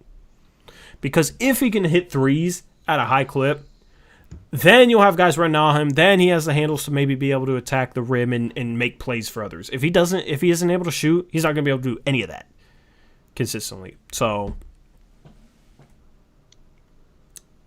maybe I will be on a cold take show, but hopefully they include if he learns how to shoot, he could be really good. I just don't think he'll be able to learn how to shoot. But I guess he has higher upside than a lot of guys around him, so I probably should have him a little higher, because that's the thing. Like, if there's a lot of guys that just have no upside around that area. See, Okoro's like the opposite of Vassell to me, where he's got like an NBA-ready body to be an elite defender almost immediately in the NBA. His awareness is maybe a bit of a question mark that could hold him back on defense, but overall he has the physical tools to be an elite defender in the NBA, more so than pretty much any other player in this draft, at least on the perimeter. Caleb Pendergraph says Draymond is going to get into the Hall of Fame without a good outside shot. If Draymond didn't end up in Golden State, he wouldn't be anywhere close to being in the conversation for a Hall of Fame. He wouldn't be anywhere close. Not even close. He would have never been an all-star. He would have never been looked at as the way he is. But like, his skill set fit in so perfectly with a beautiful system ran by Steve Kerr and the best shooting backcourt in the league that it propped him up in a way that like I've never really seen a role player propped up before. So yeah, if he didn't end up in Golden State, he wouldn't come close. He's a great defensive player, though. That would have translated to pretty much any team. Yeah. But, I mean, also, he did have a year he shot 38% from three. You know what I mean? Like, I don't know. His shot has declined. But, like, look at him now. Like, he's not viewed as an all-star caliber player right now. So, and that's because he can't shoot. And that's with him being a defensive player of the year and being a far better passer than I ever see Okoro becoming. In the, like, newer NBA... so probably like mid 2000s to now, I haven't seen a better off-ball awareness help defensive combo than Draymond and Andrew Bogut. Yeah, both of those guys were elite help defense off the ball. Mm-hmm. And that's exactly what they needed with a guy like Steph Curry. Yep. And exactly what we need on this team, like two elite help defenders, which is why I'm still not willing to give up on the Collins at power forward experiment, because I feel like him and Nurk could eventually develop not quite that good, but somewhere in that category. Close enough. And I think Collins will be a better three-point shooter than Draymond is. So those two guys would be better offensively. Collins and Nurkic, I think they'll be better offensively than Bogut and Draymond were. Because, I mean, I think Nurkic will at some point be like a 35, 36% three-point shooter. But, I don't know. Everybody's like, Zach's a 5. I think Zach can play the 4, and I almost think it's a good thing to play him at the 4 because it gives him a better chance at learning how to be effective in that position, which is more of a hole than the 5 spot is. You know? So, like, yes, in the short term, it might be better to have him as the backup 5 instead of the starting 4, but I think that this team achieves a higher level of upside if Zach can learn how to be most effective at the 4. And I think he does have the tools to have the chance to be very effective at that position. Yeah, it's one of the negatives about having Whiteside is I do want him to be able to play both. But like you said, I don't know. I think it's being way overblown. Both him and Nurk, I didn't expect much of anything from them in the bubble. I didn't feel like Collins played that bad, and then he got hurt. We don't know how much that injury was affecting him the whole time. If you want to make the injury argument, then yeah, maybe he won't be healthy his whole career, and he'll be a bust that way. But like, he started 13 games in his career, 12 this year. We're 10-3 in those games. It's not like we've been like horrible and gotten destroyed or something when Zach plays the 4 and we just can't even put him there because it's just a disgrace to basketball, like some people make it out to be. Yeah. So yeah, I feel like we haven't. I mean, like I said, 13 games on his career he started. I don't think anyone can say for sure whether he's not a 4 or he is a 4. I just wish we could see it a little more often. You know what's funny is the main reason people are kind of down on him isn't something that's based on him playing the 4. I think the main reason people are down on him is because he's struggling to finish, which isn't like, isn't like something that's going to hold him back from playing the 4. I think he will learn how to finish better. I think he'll learn how to be more aggressive around the hoop and be able to convert shots inside there. If he was finishing like he should be able to, I think people would think he had a good bubble. I think people would thought because the 3-point shot, like, he didn't shoot bad from the 3-point line in the bubble. Defensively, I think he was fine. So what's weird is like his hands are terrible. He's got to find a way to catch the ball better. But I feel like if he catches the ball and either shoots it or is in the post and does one of his like up and under type moves, he's like money in those situations. It's when he like has to dribble or like contort his body to like shoot a lay-in or something around a defender. Like, he's not great yet at those kind of situations. So Jake says he wasn't moving nearly as well for the last 4 or 5 games. That was the injury. I think that's what he's saying. That's what he's saying. Yeah. So I think people are kind of overreacting to that. Because he was like, he didn't start the second half of some of those games, and he was on the bike on the sidelines and stuff. Like, you could tell something was bothering him. So that's the point. People are overreacting to what we saw in the bubble. He sat out 9 months. Nurk sat out like a year and a half. Like, we're lucky to even get how amazing Nurk was in this bubble. Like, that doesn't just happen where players come back from an injury like that. I know he got some extra time to rest, but like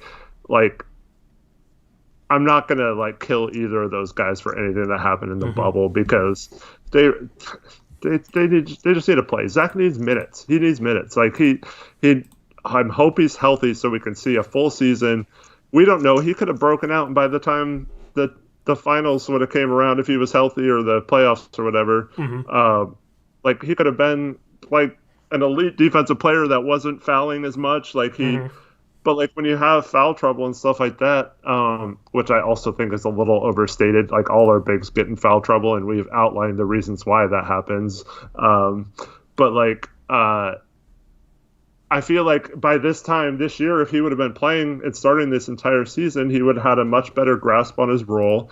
He would have been a better finisher, like you said, and he would have gotten over his foul trouble a little bit, and like learned to like not reach at times and do stuff like so. And those are all things that are easy to clean up if he just gets minutes and experience. So I just think it's a huge mistake to even consider giving up on Zach at this point. 100%. Caleb says Zach shot 36% on 19 threes this season, way too small of a sample size.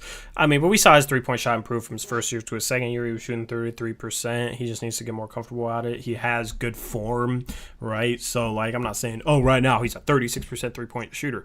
But I think there's no reason why he shouldn't be able to become a 36% three-point shooter. If he becomes a 36% three-point shooter, he will be a good enough outside shooter to space the floor and to make defenses pay. Like, that is a little bit above average for the NBA. And just given his form, like, he has nice form. I think people kind of underrate his form. I really like the way he shoots the ball. He has a good base. He has a good rhythm. He has a smooth shot. He has a consistent release.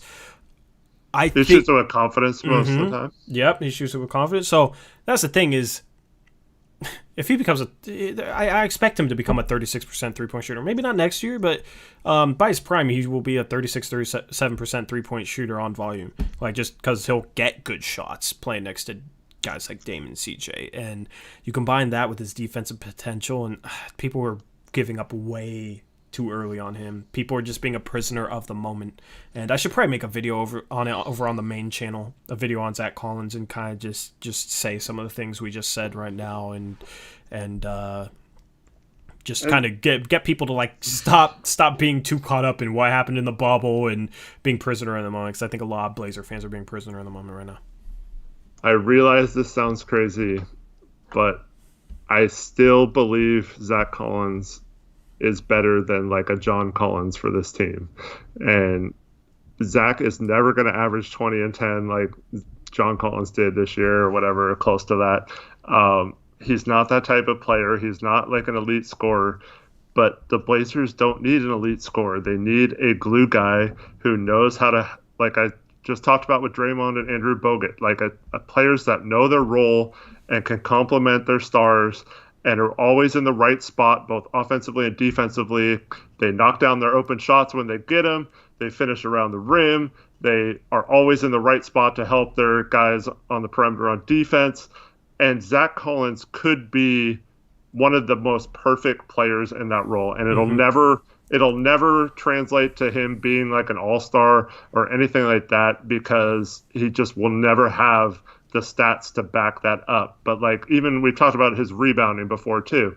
Like, the rebounding percentage is much greater when he's on the floor because he actually boxes out his man. It doesn't mean he averages a ton of rebounds, but he clears out his guy so, like, someone else can get the rebound more often than a guy like Whiteside would, who averages 15 rebounds a game, but like he gives up like 5 offensive rebounds a game as well. So, like, it kind of balances it out. So like, I still feel like Zach Collins will be eventually the perfect player at the 4. I have nothing to prove that I'm going to be right or anything. Like I have nothing to base that on. I just think it's way too early to give up, because he hasn't even gotten a chance to prove whether he can be that player or not. And I'm going to look up how old he is. He's 22 years old. Yeah. He's 22 years old right now. Like, he does turn 23 in November, but I mean, he's still extremely, extremely young. He still has, 4 or 5 years till he reaches his prime. You know what I mean? And this is with him never really getting a chance to start, and with him having his 3rd season taken away, which is the breakout year for a lot of guys. And this is after he was a very impactful player for us in year 2 of his career. When we made that Western Conference Finals run, he was very impactful during that playoff run. Without him, we don't make it to the Western Conference Finals. So that's the thing, is people are getting too caught up in the bubble. People are being a prisoner of the moment with him. I'm still high on him. People saying, we should give him up or whatever, we should trade him. His trade value is not high right now because he's been hurt, so a team isn't going to give up a lot for him. So it makes no sense to sell low on him. You don't want to sell low. If this is the stock market, right, you don't wait till the stock drops and bottoms out to sell it, right? And especially if you know it's going to improve, which is Zach Collins is going to improve based on what he showed in the bubble. So all the people saying to trade him, that would be a horrible move, just because you're not going to get the proper value back for him, right? I'm not saying that we should be totally against trading him. You know, if there's an all-star available that fit our team, which there's not, but just hypothetically, if there's an all-star available that fit our team and they wanted Zach Collins to make the deal happen, like, yeah, I'd definitely consider that. But in terms of just going out and getting rid of him, turning him into a different player, like, we're not going to get good value back. He's a guy that should be here, next year. We'll see what his free agency looks like. It'll be intriguing. It will be based mostly on what he does next year. If he's hurt again, then I would still bring him back, because you could probably bring him back for a pretty good price, or he'll be healthy and show out, and maybe you'll have to pay him more, but he brings what this team needs. We need guys that fill that role. We need 3-and-D forwards, to put it simply, and he can definitely, if he pans out correctly, could definitely fill that role. So, I agree with everything you've said. Yeah, I would, because we can offer him an extension this summer. I would say you could talk to him and be like, hey, what are your thoughts? Would you be willing to sign for less because, you've been injury prone or whatever? If he's not into that, then say, great, we're willing to make you a restricted free agent and match any offers for that and just see where it goes. He's not going to get a max offer, so you're not concerned about him going from being a $7 million a year player to a $25 million a year player. So it's not anywhere near some of those other young players in the past that you'd be worried about them breaking out. And but say we traded him to Orlando, I don't know, he'd be like Mo Bamba there and not be very good, and he needs to be on a good team, I feel to have an impact. He needs to play with the starters. That's why I don't really like him coming off the bench, because most of the times when he's come in and done well as the backup 5, it's more towards in the fourth quarter or the end of games where Nurkic or Whiteside, I guess that didn't really happen this year, but games where the big is kind of struggling, and we put him in, I guess, Cantor last year, and then you put Collins in and he finishes off the game strong or whatever, but he's playing with the starters during that time. It's hardly ever as a main scoring option with the bench or whatever. And the reason for that being his game complements star players. It fits well and meshes well with guys like Dame and CJ, where he's maybe the 5th offensive option and he doesn't really have to rely on to score, so he'll get decent shots just because he has the least amount of attention on him, and he's shown that he can knock down open shots. He's not really a guy you throw the ball to and is going to go create a shot one-on-one. He's shown some flashes in the post. I do expect him to kind of grow in that regard, but that's the thing. He's 5th offensive option, a guy that can really help the defense out. That's what the power forward should be, or the small forward. You know what I mean? Dame, CJ, Nurkic are going to be 1, 2, and 3, right? So the small forward, power forward are going to be a 4th and 5th offensive option. Zach offensively does better, in my opinion, as the 5th offensive option than he does with the bench, where he might be the 2nd or the 3rd offensive option. They try and feed him the ball, and he tries to do too much offensively and kind of gets out of what he does best. I do hope to see improvement in that regard, but that's why he fits better with the starters in the bench unit. I agree. Oh, Jake said he agreed with us about Zach. That's just nice. We all agree on something, yeah. But he said he'd be great on Miami. Good fit. Yeah, that'd be. And Miami. Him and Bam would be such a good complementary. That would be dirty, man. Yeah. That's the thing. Miami uses their role players well. They have players that play to their roles extremely, extremely well. I think that's a testament to Spoelstra. 1, for developing guys like Duncan Robinson and Kendrick Nunn, but 2, they have, those type of guys play to their role extremely well. That's why they're a team that's greater than the sum of their parts. So Pat Riley's good at finding those guys too. That fits what Spoelstra needs. So. Yeah, but that's what I hope we have with Zach. A guy that plays. And I think Zach has that potential to just be a guy that plays perfectly to the role that we need as our starting four. Now I would like to get a dynamic 3 that can do it all. I think that's a contention level team if you can find a dynamic 3 that can defend bigger wings, defend a guy like LeBron, Kawhi, Paul George, but then also hit threes and attack the rim, score off the dribble. I think that's kind of what we need from the small forward. We haven't really found that yet, but I think that's just kind of the last missing piece if Zach can just grow into what I expect him to be. Yeah, and so Kevin asks, is that a good thing for someone who is a top 10 pick, though? Well, it's what we need of him. Like, that's what we drafted him for. Mm-hmm. I feel like Olshey, I sometimes wish, like, with young guys, he would just not say anything. Because I feel like that's part of the problem with Simons this year is he hyped him up so much last summer. And then when he drafted Zach, he said he was going to be like this foundational piece of our core, which he could still be. But, like, I feel like that just puts, like, way too much, like, expectations from people on players. But I don't know. Like, if we drafted Bam, do you believe that he would be as good as he was this year for Miami in our system? Or would he be more of a role type player and he might not have developed some of his other skills that I mean, Stutz he does seem to find some bigs that have playmaking skills. He wasn't quite able to get that out of Whiteside, but I don't know if any coach could have, so I'm not going to knock him on that. But he has turned like guys like Plumlee and Nurkic into good passing, but I don't know if that's something that is there due to work ethic and basketball IQ already, and Stotts just enables that, or if those guys would have developed into that no matter who their coach was. It's probably a little both. But yeah, I just don't know. Yeah, we probably use Bam similar to Nurk, like Jake says. He'd probably be our backup center right now. Yeah. But no, that's a great talk on Collins. I'm thinking about, just for the channel, taking kind of just the best segment from each Blazers Uprise live stream and maybe uploading it to the main channel. What do you guys think about that? Just for people that don't want to watch this whole stream, maybe that could be more publicity for our second channel. That would be a great segment to upload. That segment on Collins.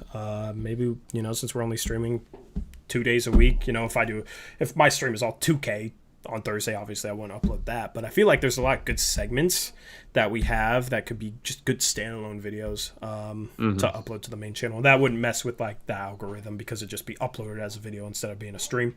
So we're not going to be streaming on the main channel all off season long. So hopefully our off season content can pop. So yeah, I think that's something we could definitely do. Just would have to try and do consistently, because that would be a great segment to upload, because a lot of Blazer fans need to chill on Zach. So hopefully that could give better perspective to people. So, and yeah, I mean, Zach could never get better and completely fail out of the league. I guess I just feel like he needs more time to prove either way. But I mean, you can't teach some of those defensive instincts. It's just something that we need. We need a guy who has those defensive instincts to take that next step. And I mean, it would help if we had multiple guys with with that defensive instinct. But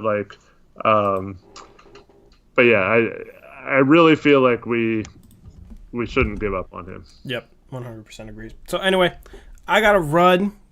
Super long stream. Good basketball discussions though. Still going strong with 25 viewers. But I'll have to say goodnight to the rest of you guys. Thursday, I'm looking at a 2K stream. That could be a very long stream. That might be a stream till like 4 a.m. in the morning. I'll check out a bunch of different things. Obviously, Eric won't be on that whole stream, but I got, the capture card and whatnot, so that could be, a 6-hour stream or something. I'll look at my league, and I'll look at what they changed with that. I'll probably create some draft prospects for the draft class and just chill with you guys. So, you guys should come chill with me Thursday night. If you have 2 screens, you guys could play some 2K, listen to the stream. That would be dope. 2K21, because it comes out on Thursday, Caleb. So I'm going to get it Thursday night, like 9 p.m. And we'll be able to, obviously it'll take a while to download, so I might go live with Eric while it's downloading and whatnot, and we can talk basketball and that type of thing before we're able to play it, but that's kind of the plan on Thursday. I'm looking forward to that. And yeah, it's kind of the plan. We will at some point have a more just set in stone off-season content plan. But we do have a general idea of what we're going to do. And if you guys have any suggestions for stuff we should do with content, stuff we should do with the channel in general, DM me, DM Eric, send us an email, blazersuprise@gmail.com, hit us up on Discord. There's many ways to contact us. Just let us know if you have any ideas for content or just for the channel in general. That could go for Blazers Uprise. That could go for the NBA Uprise channel that we are starting. So anyway, thank you guys for watching the stream. Thank you guys for hanging out with us. Thanks to Jake for tuning in and having a basketball conversation. I love discussing basketball with Jake. Thanks to everyone else. Everybody else in here, you guys have been constantly supportive of us, so we appreciate your guys' steady support as we head into this off season. I hope to catch you guys Thursday. If not, I'll catch you guys on a different stream or on Twitter or something. So anyway, that's a wrap for this stream. I'll catch you guys later. Have a good rest of your night. As always, peace out. Go Blazers.